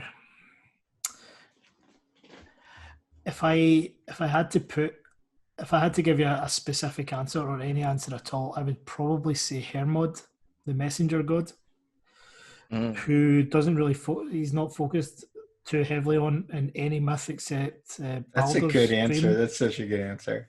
That is a pro answer. That's the fact that he even came up with anything at all, and I have no idea like what he was gonna say anyway, but like the fact that he came up with an answer to that dumb question. So he basically what you're saying is that he could be represented as a plot device. Like, if there's a god of plot devices. Basically for passing one message or a message from one party onto another, I think is he's a less sexually active version of Hermes in Greek mythology.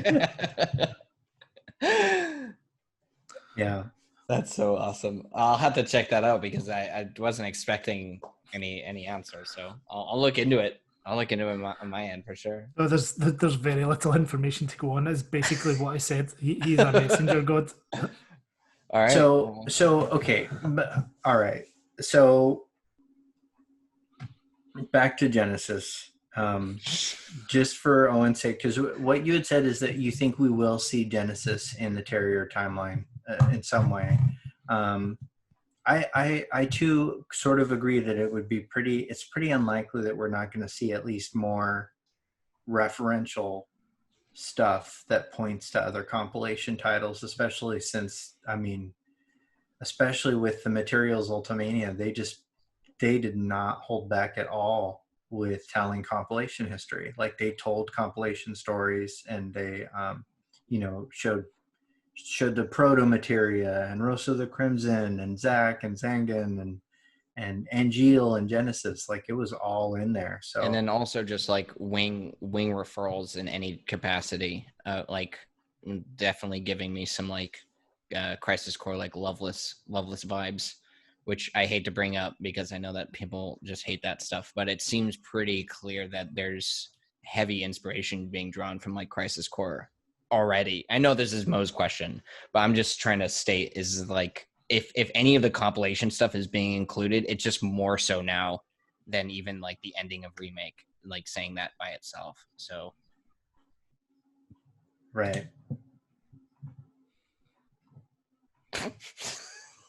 Sorry.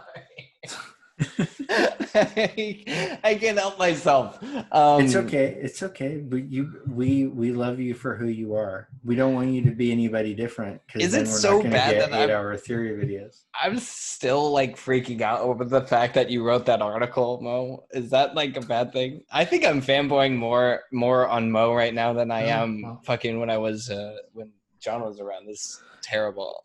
Well, that says a lot about. Absolutely assure you I will not be meeting you in a Krispy Kreme parking lot.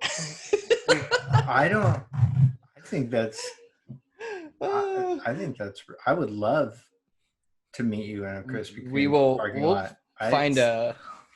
That is the sexiest thing anyone's ever said to me.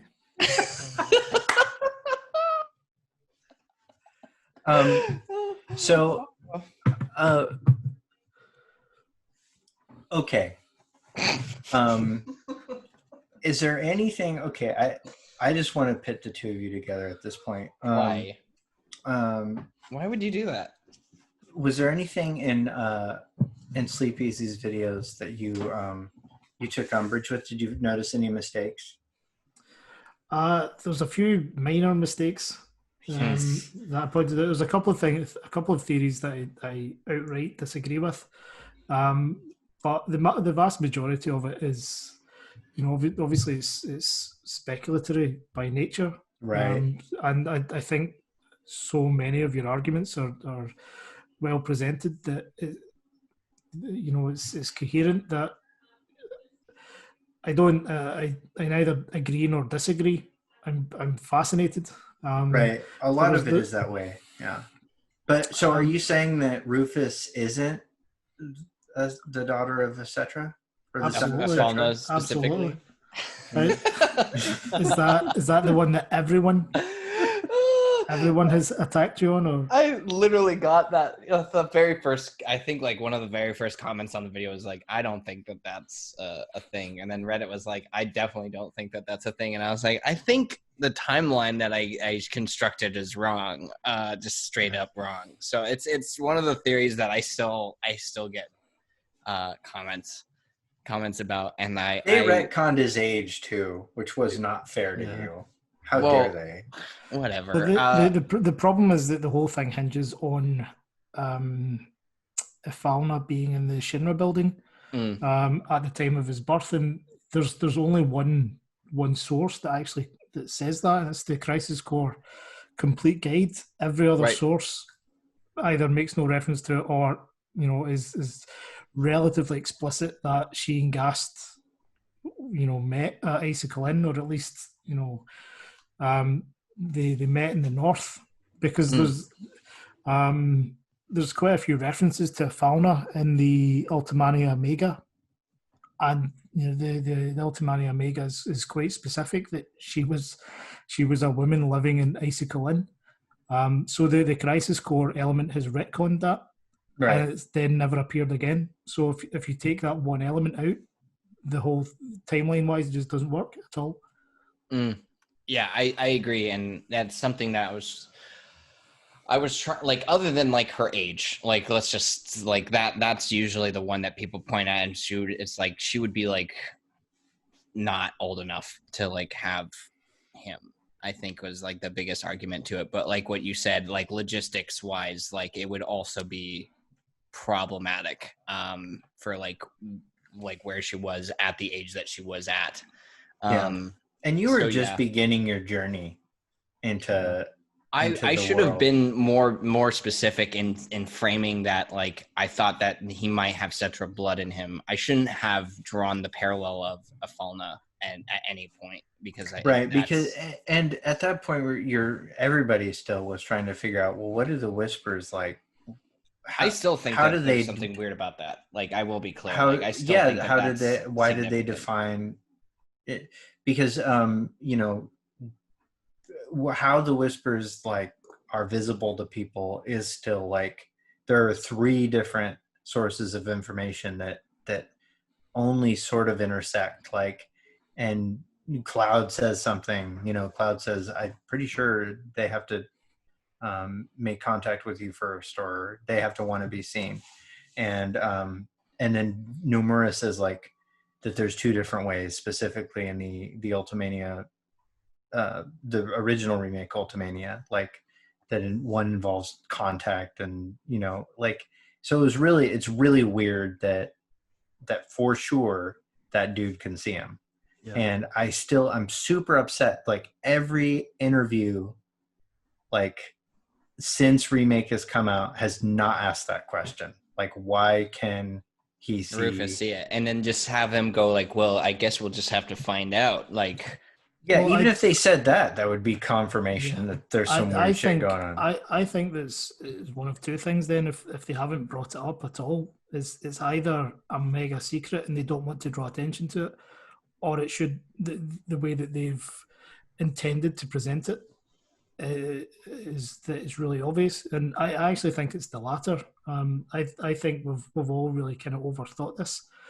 And the reason I say that is that anyone who has not played the compilation has no idea how big a deal Rufus is and how important he is as a character. Right. So when we get the line about, the whispers appear to anyone, who has a hand in destiny or who tries to shape destiny, as an individual who has had a massive hand in the uprising of Avalanche, and who later has a massive hand in the world's Regenesis organization. Mm-hmm. And obviously during the events of Final Fantasy VII, he takes over the presidency of what is effectively a monopolistic corporation. Mm-hmm. Of all the people in the world, he is the most likely to be the individual who can shape destiny. Therefore, it would make perfect sense that at that level of power, he automatically would be able to see the whispers in this context. Right. He actually wields a ton of power, like in the overall story, like you said, is that he's just impacting like so many major events of like how this all unfolds that he would be somewhat aware of, or like the whispers would bring attention to themselves at that point so that he could be isolated. And it's not even in that moment. Like I said, the Avalanche connection and the WRO connection. He's a mega player, past, present, and future. So that's been my interpretation of it. It's just he's such an important character from that perspective that by definition they would have to appear to him. Right. It's certainly an answer they could give. Yeah. Well, yeah. Yeah. Well, I mean, and that's the thing about like, and that was why I made that assumption for myself is that like Aerith seems to already automatically like see these creatures with awakening, like as a Cetra, which makes sense because, they have a huge impact on the planet and they're obviously tied to like the function of the planet, which they are able to communicate with so well. So, but it makes sense to me when you put it into that context, especially because, and like even in Remake as like an isolated example, like Avalanche is now like a kind of a different situation. Right. And like if you wanted to play into that, like you definitely still need to involve like Rufus if he's like involved in Avalanche's making still, or like the way that those events are unfolding, or if he is the conflict of that, either one, like he's gonna be much more present, it feels like. So yeah, I totally agree that that's like a completely fair option in that. So okay, so I have one for you, Mo. Okay. So in your video covering chapter 3, you mentioned that the very first time Cloud gets a glimpse of the future is at the northern crater. He in fact gets I know. Yeah. It's so great that like we're all so self-aware of like these moments where it's like, oh yeah, that's kind of like the content creator thing, huh? Like that you kind of look back on these things, it's like that sticks out like a sore thumb. Do you know what the really annoying thing about that is? When I first created the video, I recorded it. The audio was awful. The original is still on YouTube, or the original sort of pilot episode is still on YouTube, but I recorded the first 4. The audio was shockingly bad. So I redid it as part of my agreement with Kupocon. I agreed to redo it with much improved audio. And when I got to that stage, or when I got to that part in the video for chapter 3, I thought, should I actually just edit in reference to that? And I chose not to, and I really fucking regret it.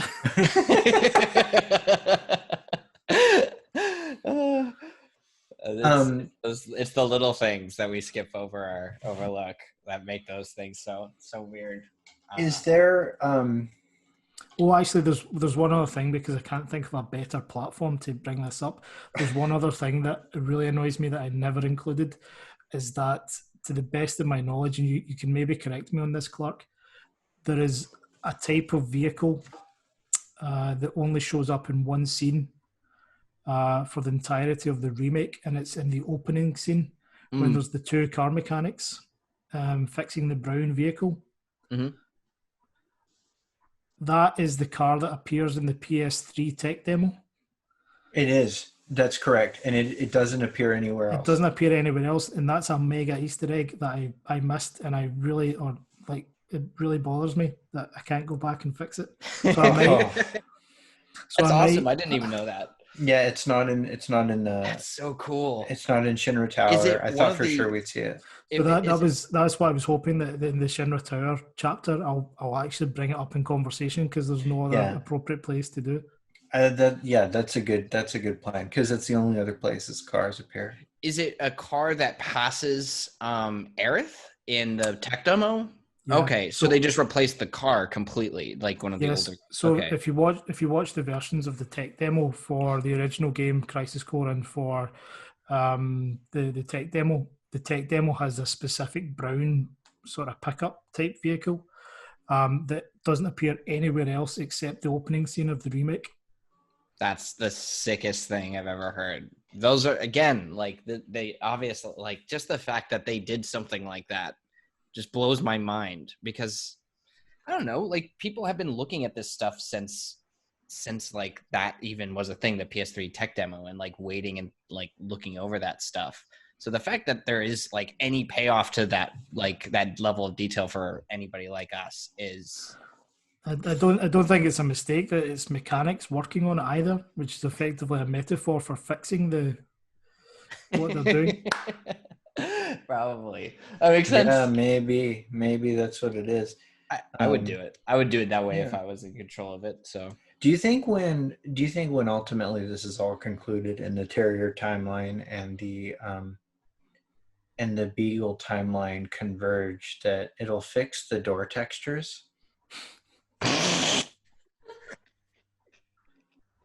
As somebody really, really wishes, like, oh God, like that's like, you can't read any of the stuff. Like, there's so many like posters that the high def version of would allow us to read, and you can pull those assets and stuff, but it's just I really cannot wait for a version of that game. Well, I think that question alone suggests that there's the divergence of the timeline is what's caused it in the first place, like a glitch in the Matrix. That's probably it. So like, everybody's complaining about it, but they just don't get it. Like, it's just too sophisticated. Like, this is a meta joke on them, you know.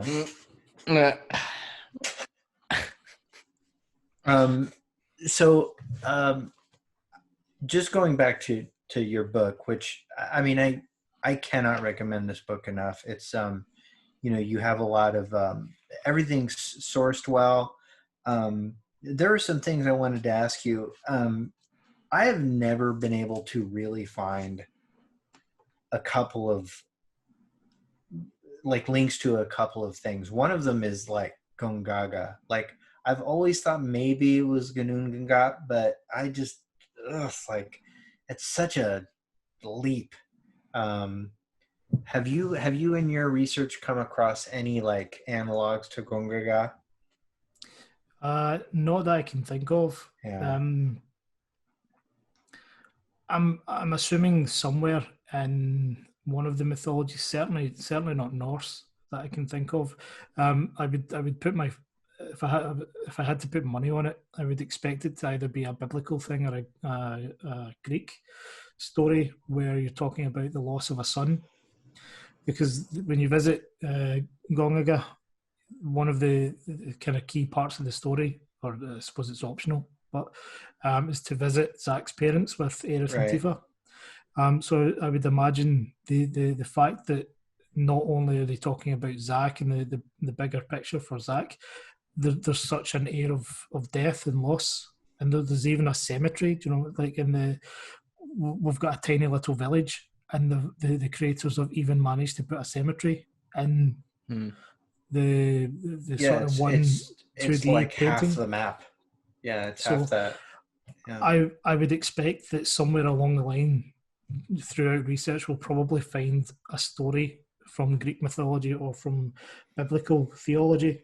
Probably not the Bible. Yeah, I mean, I've got that on lock. I haven't seen anything like that. Fair enough. I would anticipate that there's a reference somewhere to like the loss of a son, and the loss of a or the prodigal son leaves and the town goes to shit. There's likely going to be a reference there somewhere, or the parents don't know where their son is. There's something that it can't. Yeah, I think because of how much lore has been injected into Final Fantasy VII overall, and like you touched on earlier, when Najima worked on his sort of Glory of Heracles series, before he moved to Square, like interviews where he's spoken about it, like he was so heavily invested. He didn't really have a mythology background prior to that, but he really went away and studied the original content, like the sort of the Trojan War or the Battle of Thermopylae. So that he had a very, very firm grounding. So, there's quite a lot. That's the 300 fight, Owen, just in case you were wondering. Yeah, I think I was picking that up. So, but and Heracles is Hercules, just in case you were wondering. So for the Disney, I know. Disney property. I'm very well aware of it. The Kingdom Hearts confirmation right there. So I think there's so much in there that it would really, really surprise me if there's not a mythological reference somewhere, but I haven't identified it yet. Yeah, me neither. But I would be excited to find something. Hopefully when Remake goes there, it feels like Remake is actually it's taken a lot of care in highlighting some of the connections a little bit better way. I think Götterdämmerung is a great little Easter egg of that. And just Remake's Easter egg, there are so many Easter eggs. I mean, their game is insane. Like when it comes to that. So yeah, I mean, like the tiaras all having the same visualization as the weapons. I mean, just little things like that. They care. Do you know the other one about the sorceress circlet? Is Ideas from Final Fantasy VIII as well. Don't tell Owen that. Owen, did you hear that? What? No. Unhear it. I actually looked into some, like, I mean, I didn't know about the Final Fantasy VIII connection, but is there any like particular reference being made there just because? Yeah, it's to do with compression. That's a pretty solid reference. It's actually to do with, or I expect it's to do with, it's not really confirmed anywhere, that when Sakaguchi wrote his first draft for Final Fantasy VII, it was a sort of detective story set in New York City with a time magic sorceress. So, the New York City element became Midgar, the detective element transferred over to what Vincent's character was originally going to be before he was changed to a Turk. And the sorceress was just put to one side and picked up again in Final Fantasy VIII. So, and President Trump was rebranded into President Shinra. There you go. So I expect that because Najima, Nomura, and Kitase all worked on that one as well. That's a little Easter egg. And there's one that I did in my videos as well about the connection between the DLC summons. That Cactuar appeared as a summon for the first time in Final Fantasy VIII. You can also summon Chocobo, and it's not one of the normal GFs. You can use a Geisha Green to summon Chocobo in Final Fantasy VIII, and Carbuncle as well appears in that one. So it's actually the only game where all three of them appear prior to Final Fantasy VII Remake. So again, I think that's a little Easter egg. That's interesting. That's very interesting. So you're saying that I have to now play Final Fantasy 8 and 10 to get more of the Final Fantasy 7? It wouldn't hurt. It wouldn't hurt, actually. Mm. I Well, mean, do you know what? See, other than the Shinra mask, I didn't spot any 10 references, with the arguable exception of Beck's badasses. The symbol that they wear on their masks is suspiciously similar to Jecht's symbol. it's close-ish. It's close to the Genova symbol too, really. I mean, One of the Yeah. things that we brought up, and this is something that I'm not sure if you've seen yet, but there are like Cetra depictions in the material books, and a lot of people were saying that there's a ton of of 10 vibes coming off of some of the designs for the Cetra. definitely, definitely, and also, I mean, like, I really hope that's one of my big hopes for remake going forward, is to tell a little bit more cohesive story of the Cetra. I would love Because to in see the more. OG, I mean, like, they make it sound like the distinction between the Cetra and humanity is almost a choice as opposed to something genetic. Although that we are, dealing with an unreliable narrator at that point. Yeah, no, you're Professor right. Olive Garden, yeah. Yeah, it's kind of like the difference between humans and Neanderthals, like that level of distance. But yeah, you're right. It's bizarre because in the context of the actual story, they haven't been going that long. Obviously, the mass genocide by Genova was 2,000 years ago, but they have survived throughout the centuries and just dwindled. So Yeah, there's been enough of a population to create a hybrid. Ifalna was a full-blooded ancient, so she came from two other ancients. So I mean, yeah, it really historically isn't that long. Another thing we noticed too is that the concept art for those Cetra that appeared in Material Ultimania matched pretty precisely, particularly one, the Cetra that appear in Aerith's painting. Yeah, older Cetra, which I was like kind of surprised. Well, the one that was wearing the red garment. Yeah. Red Absolutely. Minerva, as you like to call her. That's right. The red Cetra, which by the way is still like a sore thumb for me, because it's like the depiction of like past, and like that was something of an ongoing conversation about like what that could mean, because like Meteor is the same sample color of like the red Cetra in that painting, which is super weird to me, and I can't get over that particular fact that it's literally the same color. That makes that super confusing. But like, as we've talked about with like God of Damarong and like calendars and stuff like that, it really feels like that picture could be taken in the context of like past and future events, because like red also is like a very definitive color for like Aerith's garb. So I was like, that could simply be the party like in the future too. And then also depicting like a past event of like this happening, and just having it be a reoccurring event through time is not out of the question. One of the things that came to my mind as well, and I think I've mentioned it in one of the videos, but when I first looked at the five Cetran figures, although the two on the left, like their garb is white with sort of grey or silver lining, it jumped out that it's two white mages, two black mages, and one red mage in the middle. And Aerith herself, obviously, her sort of job class in the original was closer to a healer.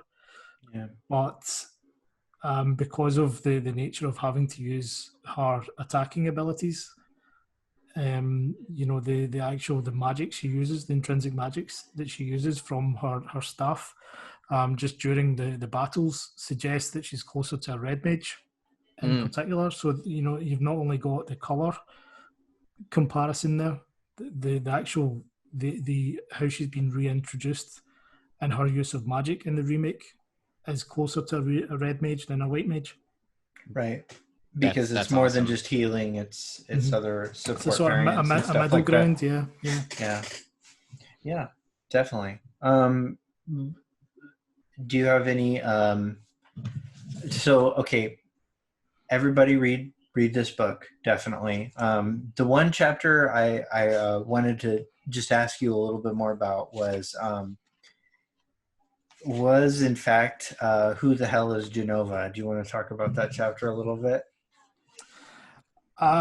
Sure. Well, basically, the short version of this is that in Norse mythology, um, Loki had 3 children by the giantess Angerboda.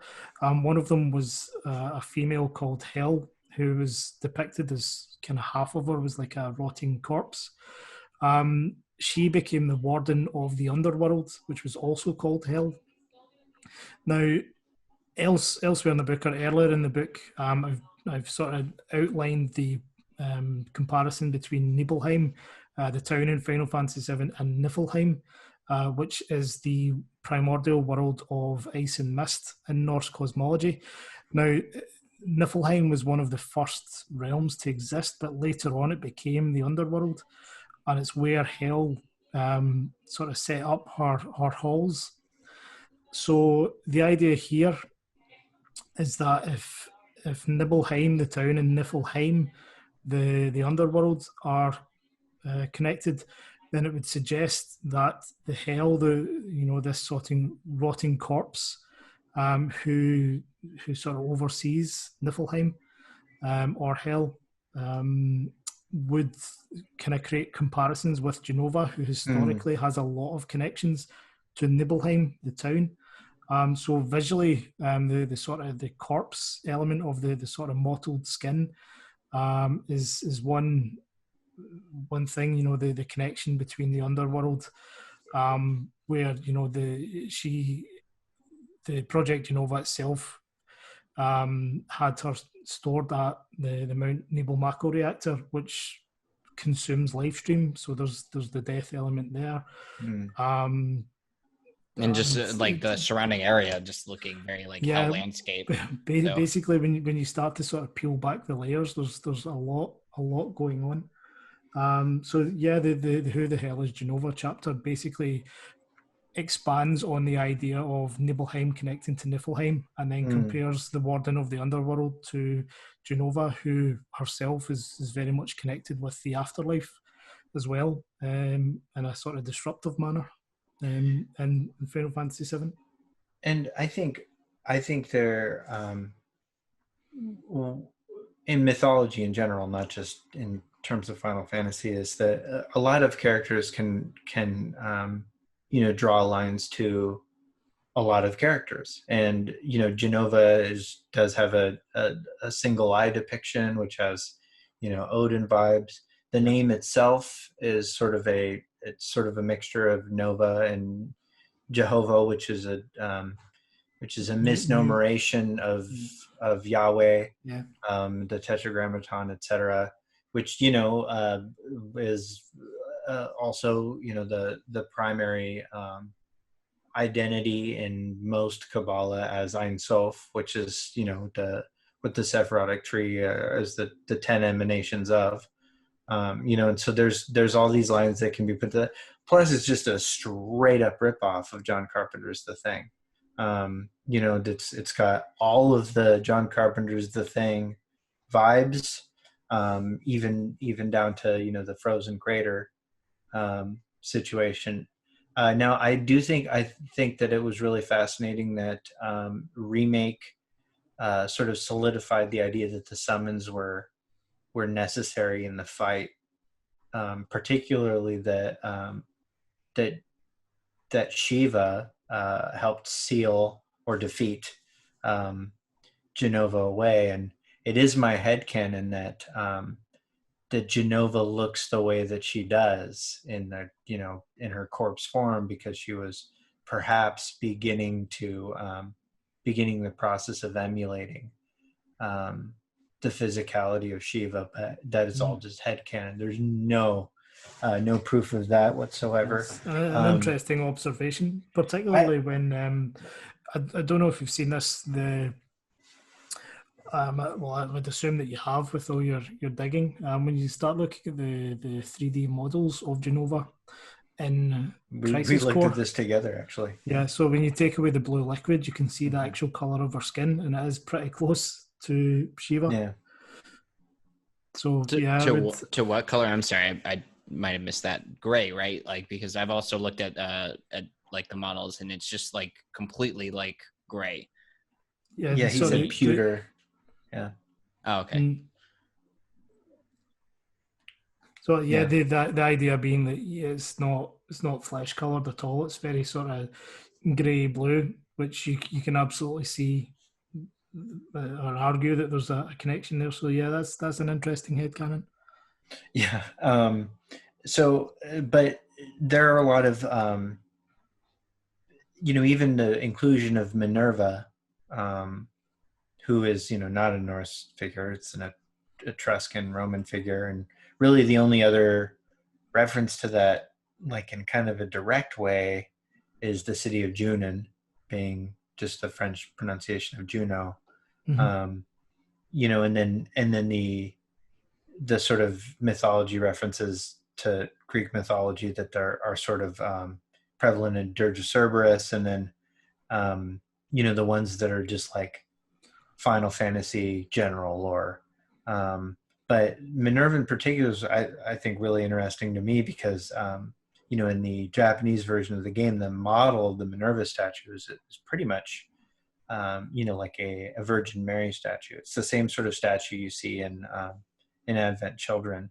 Mm-hmm. There's this sort of, and I think there's something to be said that a lot of these representations draw a lot of lines to the mythologies that can all be compared to them.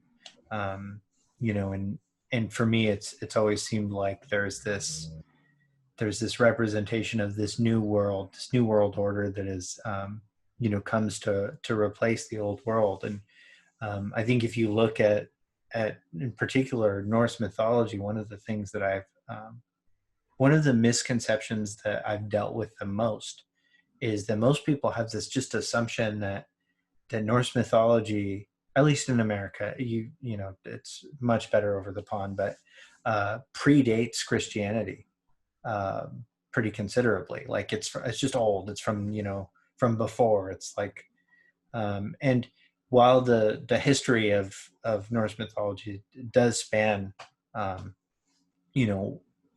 thousands of years, it was pretty actively practiced. Yeah. Until it was essentially eradicated by Christianity. And we're really lucky to have Snorri and to have the Eddas, but those were sort of the requiems written down of those religions, of something that was actively practiced. Yeah, just to provide a bit of context, mm-hmm. The Vikings arrived in New England in North America 700 years after the Council of Nicaea, where Emperor Constantine declared the Roman Empire would be Christian.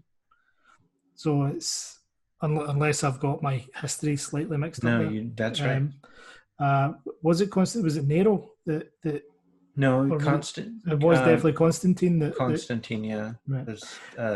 Nero is the one that burned the city down. Right. Okay. He's where we get the Nero burning wrong. Right. Okay. So the DLC. So the Constantine was sort of the first quarter of the 4th century, I think, and it was round about the year 1000 that the Vikings set or kind of touched down in North America. So yeah, like as in the Roman Empire had come and gone, and the Vikings were still practicing the sort of Norse religion. Mm-hmm.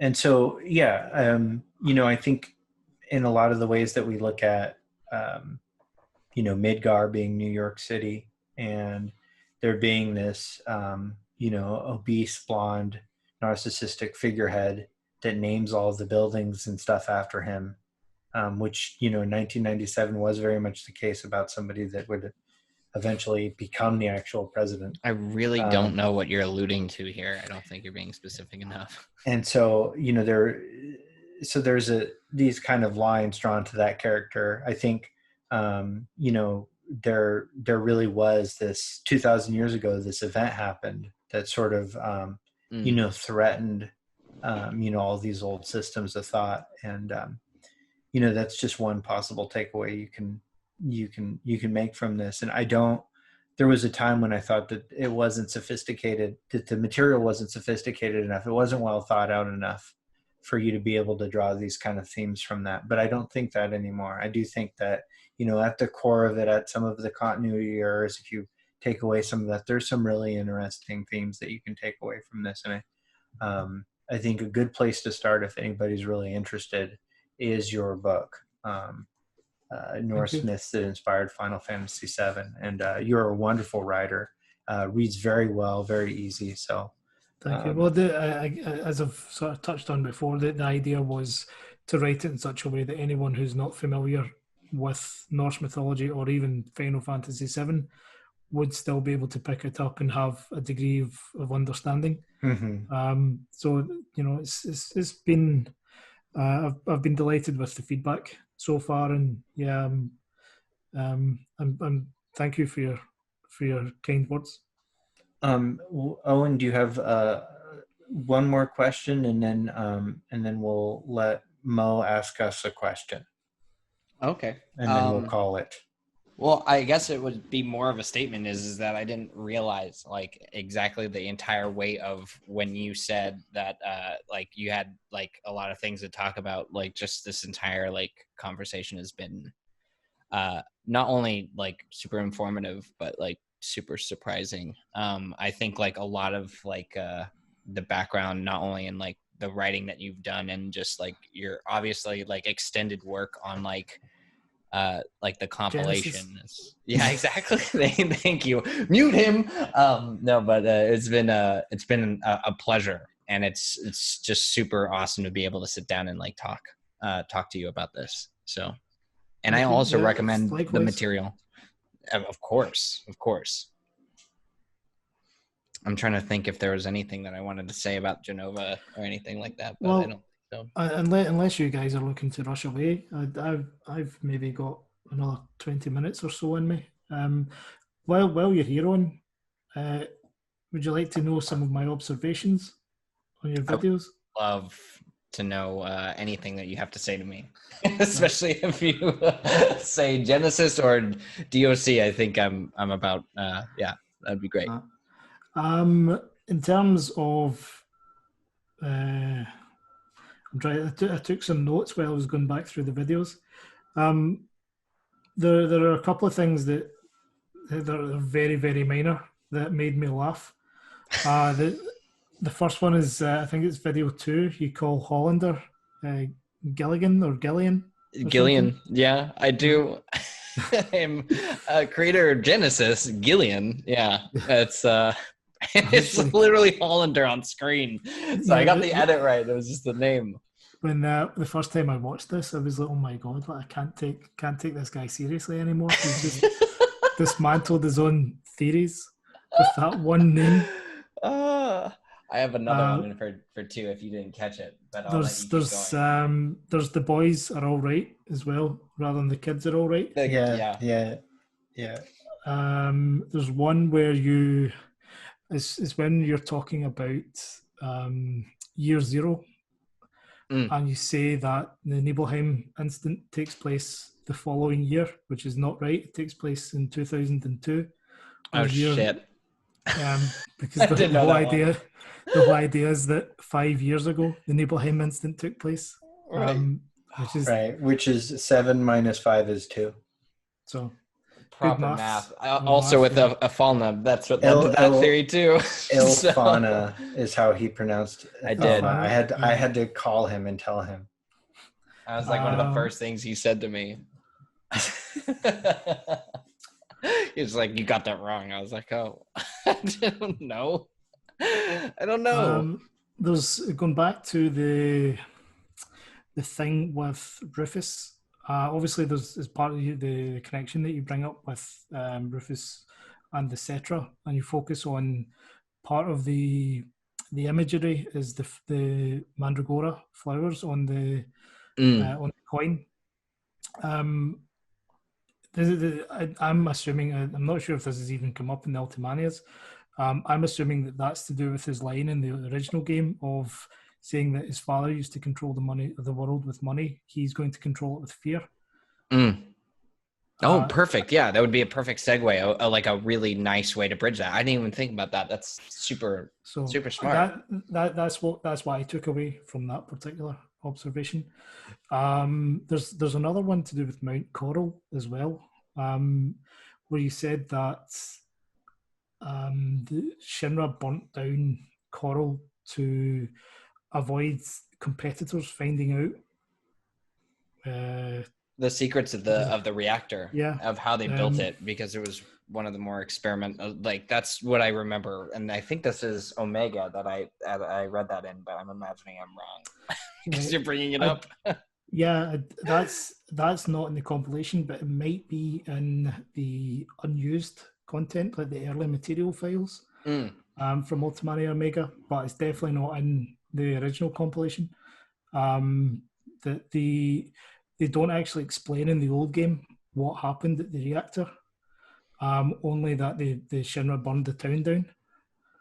I know for sure that I was wrong about if I said it was a compilation, like I already know like for sure that I was wrong, because it was definitely something, because that there's conflicting information about that too, because it comes from the compilation that they kind of retcon the reason for them being there with like Elf and Fajito, So and as part of that, I think you mentioned that it was the first reactor to be able to extract Mako, despite the Nibelheim one existing 50 years ago. I think we're seeing a problem with numbers coming up.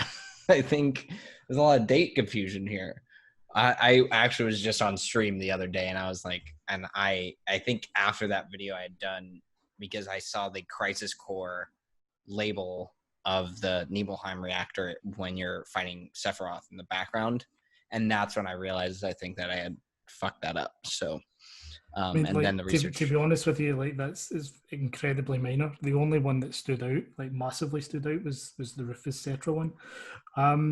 There's one other thing just from a mythology point of view, is that you draw comparisons to the tree at the Forgotten City or Forgotten Capital to Yggdrasil, and then go in to talk about this sort of underwater city of the Cetra and how that compares to the Norns living at the lake.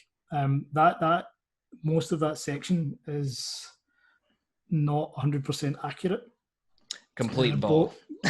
No. It's just I know exactly. I'm just fucking around. I know who you got that understanding from, and it's just we'll talk about that later. So like, okay. And even the tree itself, I think, is supposed to represent like coral, like the whole idea of it was a valley that's been drained of water. So and it was famously misspelled Corel, the same way that the city and the reactor was named as a famous misspelling, but it means coral, like reef. Reef. Yeah, so coral reef. So there's the shells, there's the conch shell, there's like the seahorses, all that sort of stuff, and the whole thing kind of ties into this idea of it's the valley has run dry of water and whatnot. But the mythology side of things is that you talk about the Norns and how Odin sacrificed an eye at the pool, but it was a different pool. It wasn't the Norns one. Right. Oh, okay. Well, that makes sense to me now. Right. So, and you kind of you go on and create this parallel between water in Final Fantasy VII and water in Norse mythology, but water doesn't actually have a mega role in Norse mythology. Okay. Virtually unheard of. They didn't even know it existed. They lived in all of Sweden with no water for their entire life. What the fuck? All right. You're both heads of this. You can't fuck with me like this. I was a teacher and Sweden didn't have any water. I know. So the Vikings actually just walked to the rest of Europe. Land bridge. They built the boats, but they just dragged them through the land. They just set them on fire and fucked off. So yeah, there's basically, I think you've overlapped two things. There's three three different springs or wells that the roots of Yggdrasil go into. Yes. And cosmology-wise, there's no real sense to it because one goes into Asgard, which is in the heavens, one goes into Jotunheim, which is in the middle area, and one goes into Niflheim, which is sort of in the lower tier, the underworld. The lower tier pool is poisonous. It's where all the sort of serpents and Nidhogg live. And they sort of, or Nidhogg chews on the root, but also this is where effectively the Christian idea of hell, like the comparison Inserts would be itself. that, you know, sort of the worst of the worst. So the idea is that the underworld itself isn't like hell. It's more like Hades from Greek mythology. Of it's just this cold place. Like there's neither sad nor exciting or whatever. But there is this one pool in it where Nidhogg dwells, where he chews on the corpses of like murderers, adulterers, oath breakers. So that pool gets, you know, something totally different. The one to do with the Norns, the only important thing about the water is that they use the water in the mud from that well to kind of spread on the bark of Yggdrasil. And it's the water is to nourish it, and the mud is to protect the bark. But that's totally separate to the fate type idea. And the last one about Odin sacrificing his eye is a place called Mimisbrunn, which is overseen by the wise giant Mimir. So this is he sacrifices his eye, and I don't even know if the texts. I don't think the texts say that he puts his eye in the water. It just says he sacrifices his eye in exchange for one drink from this pool. So the pool of wisdom and the pool of fate are actually two different locations. Completely separate. Okay. All right. Yeah, I get that. That makes sense. And that's Because there was confusion. There was some Yeah. confusion while I was researching, like to be honest about it. And one of the reasons why it did even come up was because of a live stream conversation that I was having about, Right. and I'm sure that all of us are familiar with the article that depicts the eye. At the same time, I was really into the idea of maybe less so now of what we see at the ending of Final Fantasy VII with the materia, quote unquote materia that we see at the end, being linked to the proto materia, which is most likely not the case. That's another theory that maybe like is more difficult. Well, the thing is that how do you disprove that? You know, there's anyone else's theories, or your theory here is just as valid as anyone else's because there's no way to disprove that they're connected. And in fact, your argument is pretty compelling. So it definitely, I could see it still being like a connection that's made. I think maybe because of the function of the proto materia being like a controlling element of because one of the things that I get like kind of the sidetracked chaos gene. Yeah, the chaos gene. Don't ever bring that up to me again. Do you know what the chaos gene is? It's a mention of it somewhere. No, is this separate to G substance? Did you ever come up against G substance? Like the G cells and G substance? G substance was the fan-made name for stagnant Mako before we ever got Dirge of Cerberus in Western world. So it was assumed that the darkness was related to Genesis. Oh, no way. That's awesome. I would have never known. No, it was just pure fan speculation, but this went on for a couple of years at the live stream where people still called it G substance. No, I've heard it mentioned, to be honest. So I didn't know what they meant, though. So the World Preview book, the one that has the Aerith story, and the in the timeline, they refer to chaos as the chaos gene. And it's the only time we've ever seen that, and it was very frustrating to see them like shift up. I mean, it's probably nothing, and they just refer to it as chaos in especially for those world in the walk through Midgar timeline. Yeah. So especially with like, and I'm sure that like we're all pretty familiar with it at this point. I think like one of the hardest things to like sift through lore wise for me was like Dirge of Cerberus. Right, because Like there's just no because Ultimania on it. There's Ultimanias that reference it, but it didn't have its own Ultimania. no Ultimania, but also just like the line of lines of dialogue that like are all, it's like red tape central is that the lore is so heavily defined in certain instances that when you're watching the game unfold like and looking for more information, there's so much stuff that you have to kind of like, I don't know. It seems like one of those things that you could just theorize endlessly about, like Deirdre Cerberus, because there's like so much introduced, but like at the same time, it feels like such a limiting. Like one of the things is that they make it clear that like Genesis is not actually like the brother of like Vice and Nero, which would maybe be like a first theorizer's assumption of that relationship, especially because of the language that Genesis uses, and then like the connection between like Gillian and then also like the bearing, like the mother bearing like very like powerful children, and that being Nero and Vice, like that all kind of points at the direction of like that, and also just the timeline of that maybe lining up properly, where like Gillian was still working for Shinra, like that could potentially have been something that happened, but then like the facts say otherwise. Well, the idea here is that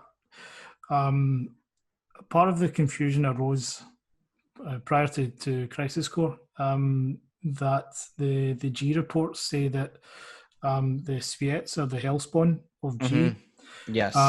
But when we learned that eventually what Genesis was, and that he was a member of Soldier and obviously was born from Project Genova, it meant that there could not be a direct infusion of Genesis's cells into the Sviets, because the entire point of Vice is that he has no Genova particles in him. He's pure. See, that's where my confusion was with this entire thing. So are you saying that the Sviets actually don't have like G cells in them? Yeah, they don't have G cells, but one of the reasons that they are as successful as they are is that there's, in genetics, I'm going to paraphrase and be extremely vague because I don't know the details. There's an article on the livestream.net that was written by Glenn, who's now, I think he's still known as the Twilight Mexican on TLS. Basically, there was an in-depth article differentiating the difference between cells and genetic mapping. So to the part of Genesis properties, you know, the wing or the copy abilities are not necessarily directly because of his cells. It could actually be to do with genetic mapping. And if you take the genetic mapping element of it, it helps with things like Azul, you know, being successful in the Metamorphosis program, or it helps with, you know, Rosso being able to go into, what's the name of, or kind of frenzied state. I would know that, but so basically the idea here is that contrary to the G reports saying that they're Hellspawn, they don't actually receive, they're not G-type soldiers. They've just had a similar procedure, or they have a part of Genesis's coding that's separate to Genova, because the only way for that to, or the only way for Vice to be separate from Genova is to, and it would also make sense. And this is one of the things that always threw me so much about Vice is that he has, for those who don't know, in the online multiplayer, you would know this, but nobody does, is that he has all the abilities of the other Sviets. Like he has like Rosso's abilities. He has S&D from Shulk. So it's all like, that was so confusing to me because I was like, that seems like a very Genova ability to be able to like copy certain elements or traits of something, you know, but it didn't make sense to me. So with that connection and him also being pure at the same time, it didn't ever register. I don't know where it was nailed into me in the live stream that they were like the same. They were like born of the same sort of like program of G. You mean, well, or his because cells specifically?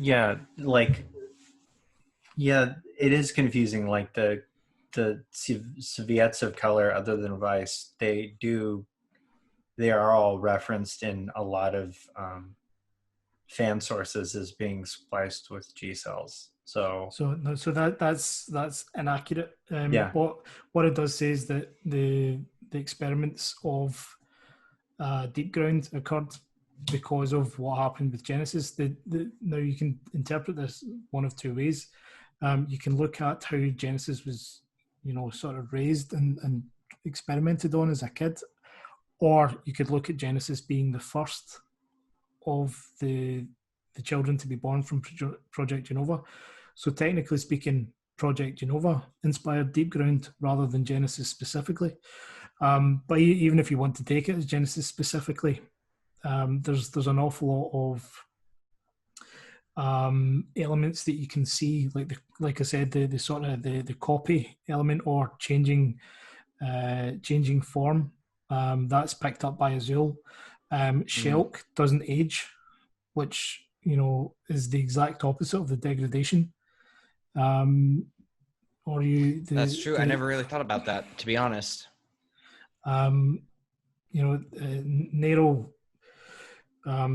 Nero, for example, is has the sort of darkness element to him, which may or like may Omega not relate inside to him. Yeah. And there's other bits and pieces, like some of my favorite little bits of trivia that just nobody knows about the universe of Final Fantasy VII come from the online multiplayer. Like, all the weapons are made by Argento, or there's a name for the virus that infects Vice at the end, which is the HJ virus, which I'm assuming relates to Hojo, which suggests that Hojo had a role in implementing the virus.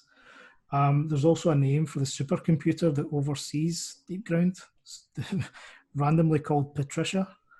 That's so weird. I didn't know that. That's so weird. I was going to say there's that thing at the beginning of Ballastro. Have you ever come across that name in the beginning of DOC? That's like the program that they use to that Hojo uses, I guess, to upload his consciousness. To I remember you got hung up on that. Well, because I didn't know where it was going to come up again. Yeah. But like on the things that you brought up as far as like the virus, like I knew that there was a virus. I couldn't remember the name of it offhand. And then I was always thinking to myself in the back of my mind that Argento like never gets any sort of explanation of as to like what happens.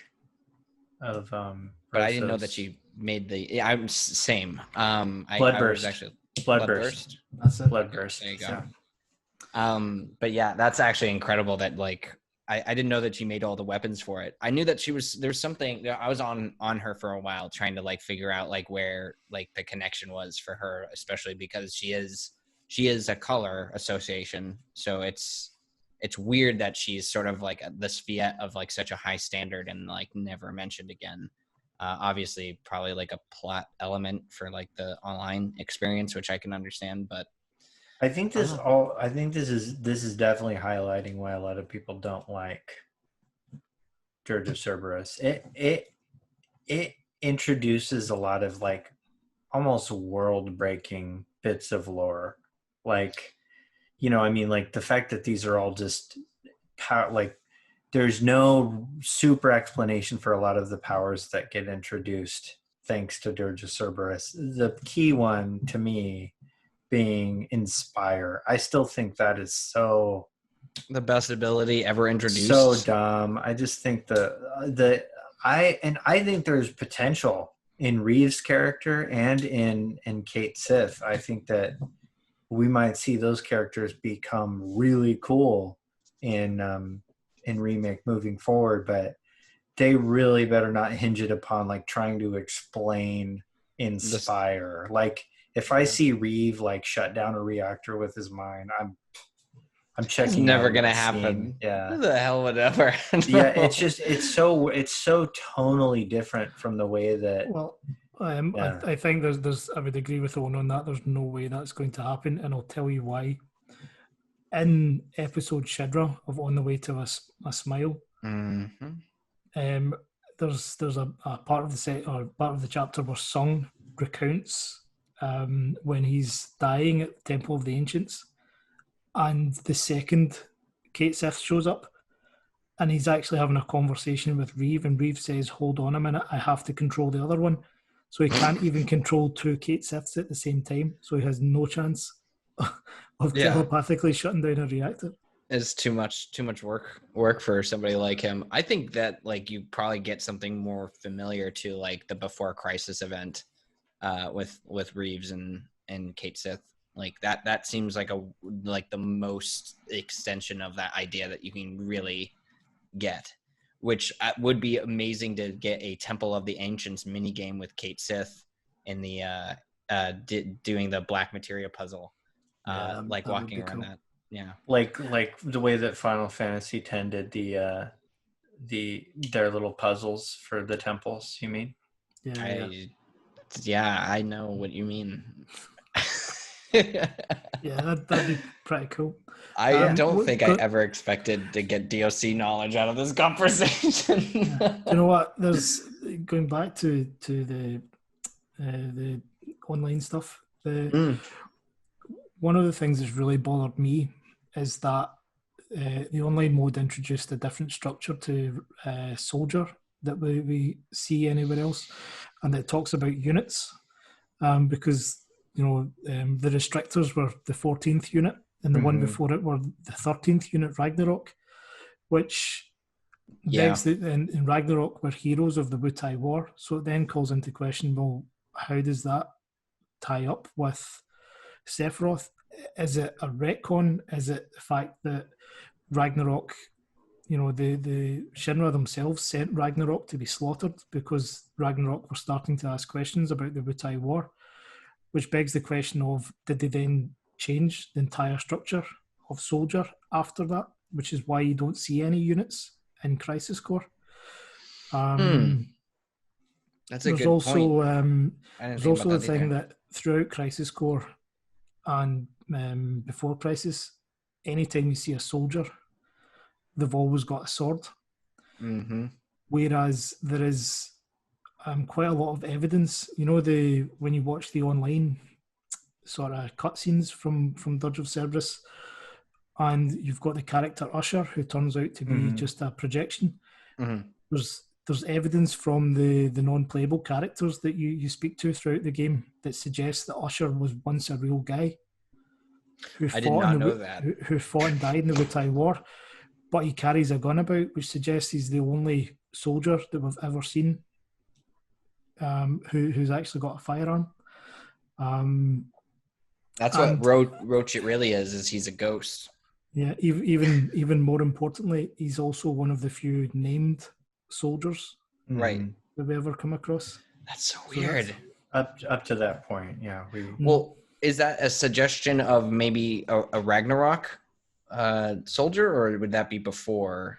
Like, not really. The concept here is that they've picked an individual that they knew once existed to, effectively Shelk projects him, which suggests that Shelk knew who he was, which also begs the question of whether or not he was any relation to Shelk and Shalua, because obviously he's got the red hair for a start.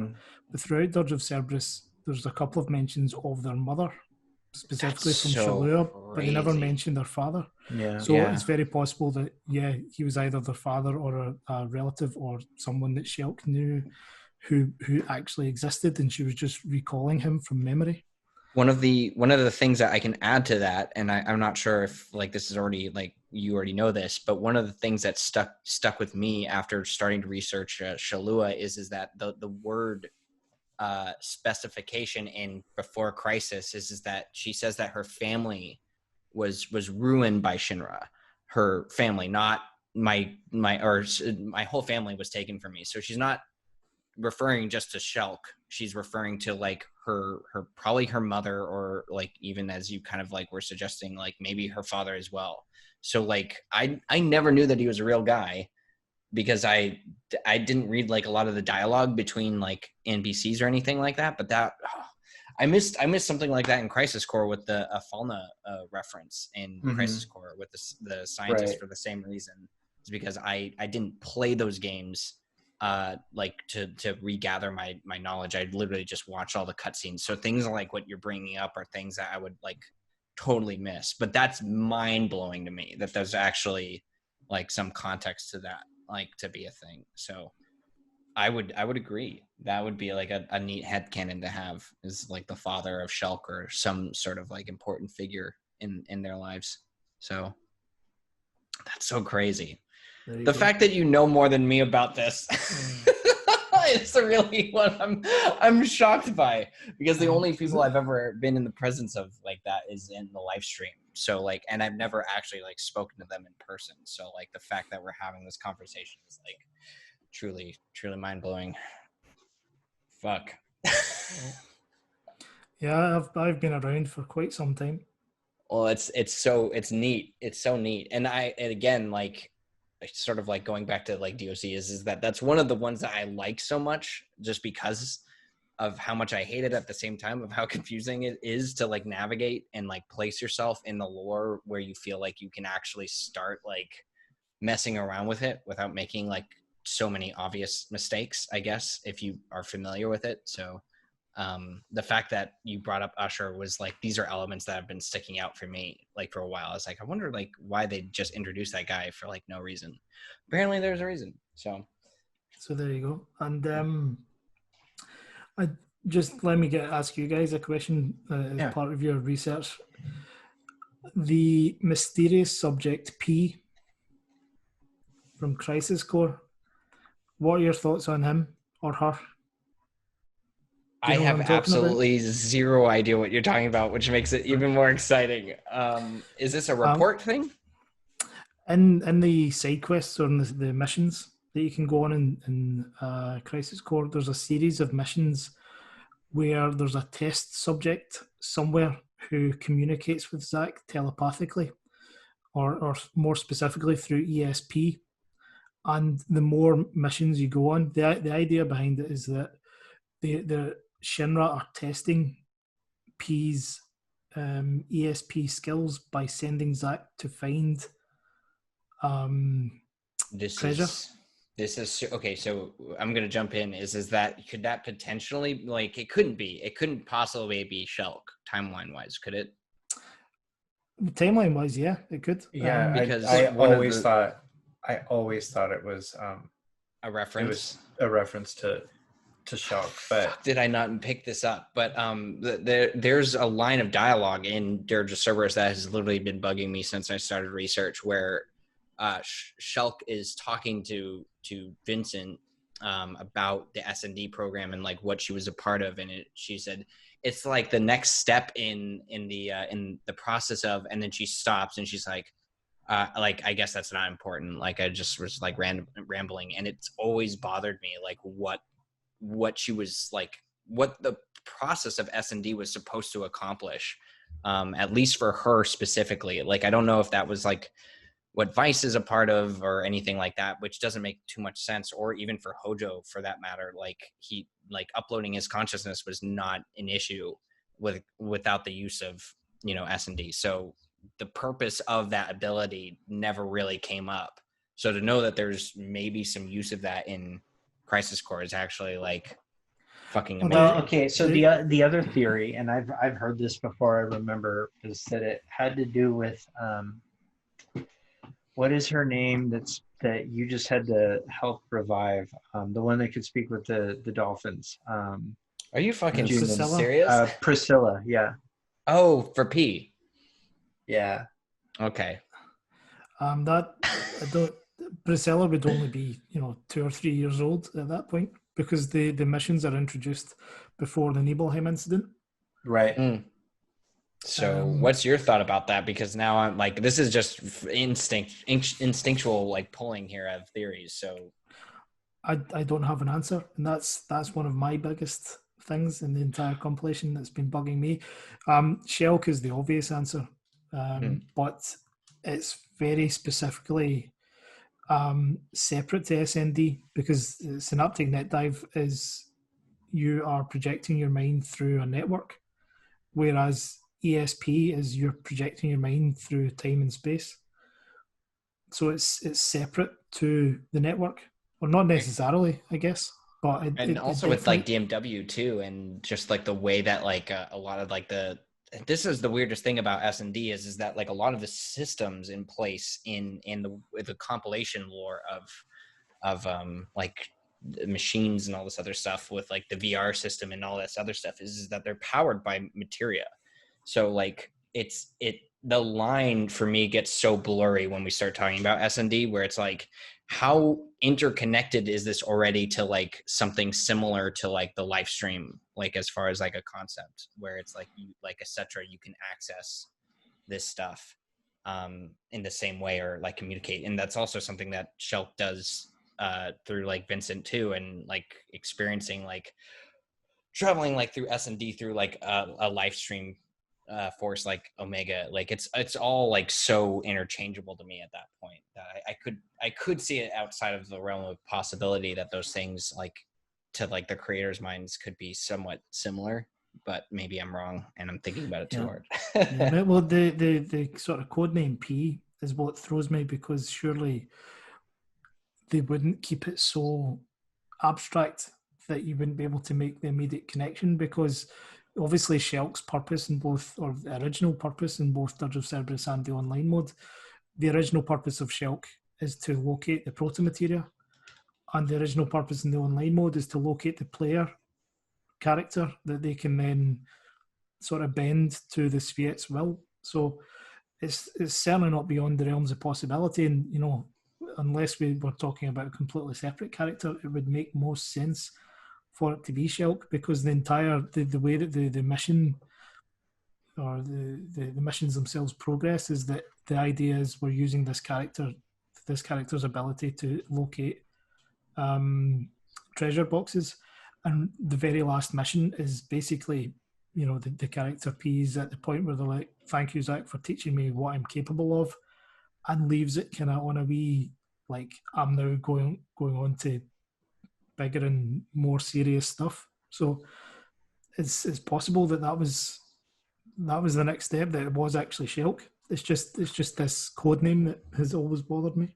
That's so It's cool that is even a thing. I think once I get to it, like I'm planning on playing the other games. So like when we start getting into like side quests, I think a lot more of this intrigue and like really exploring that stuff is something. So I would have never known it unless you brought it up. So thank you for doing. Well, there's not if you go on to the wiki pages or wikia pages, there's a Crisis Core one that actually lists all the mission content, so you wouldn't even have to play. You could just go through it that way. We've had to train ourselves away from relying on that as a source. What, the wiki? Yeah. I can tell you one that I came up because, you know, DOC stuff is that one of the things that the wiki says is that the restrictors pick up Shelk or take Shelk to deep ground. And I was like, I think that's wrong. And I had to look into that and like figure out what the fuck had happened. But the most annoyingly, they include some really bad translations of Latin, which is the pet peeve of.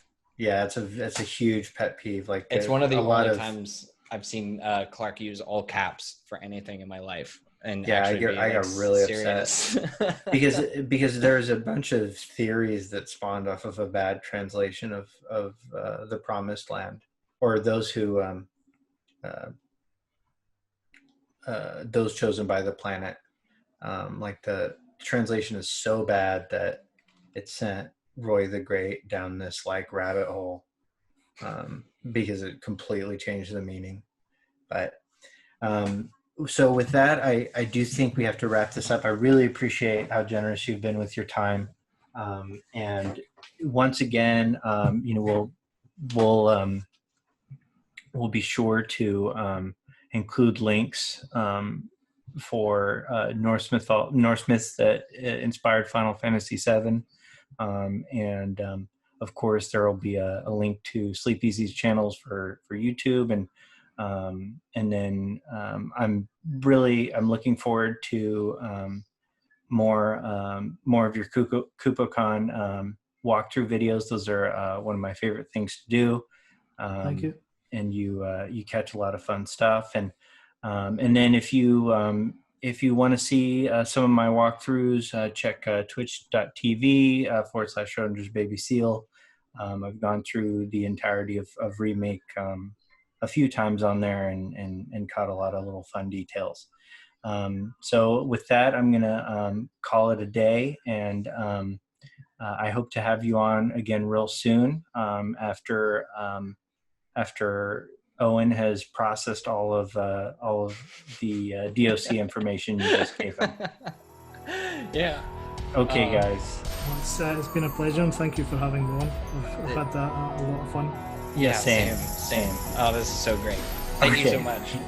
Bye, guys. Take care. See you later.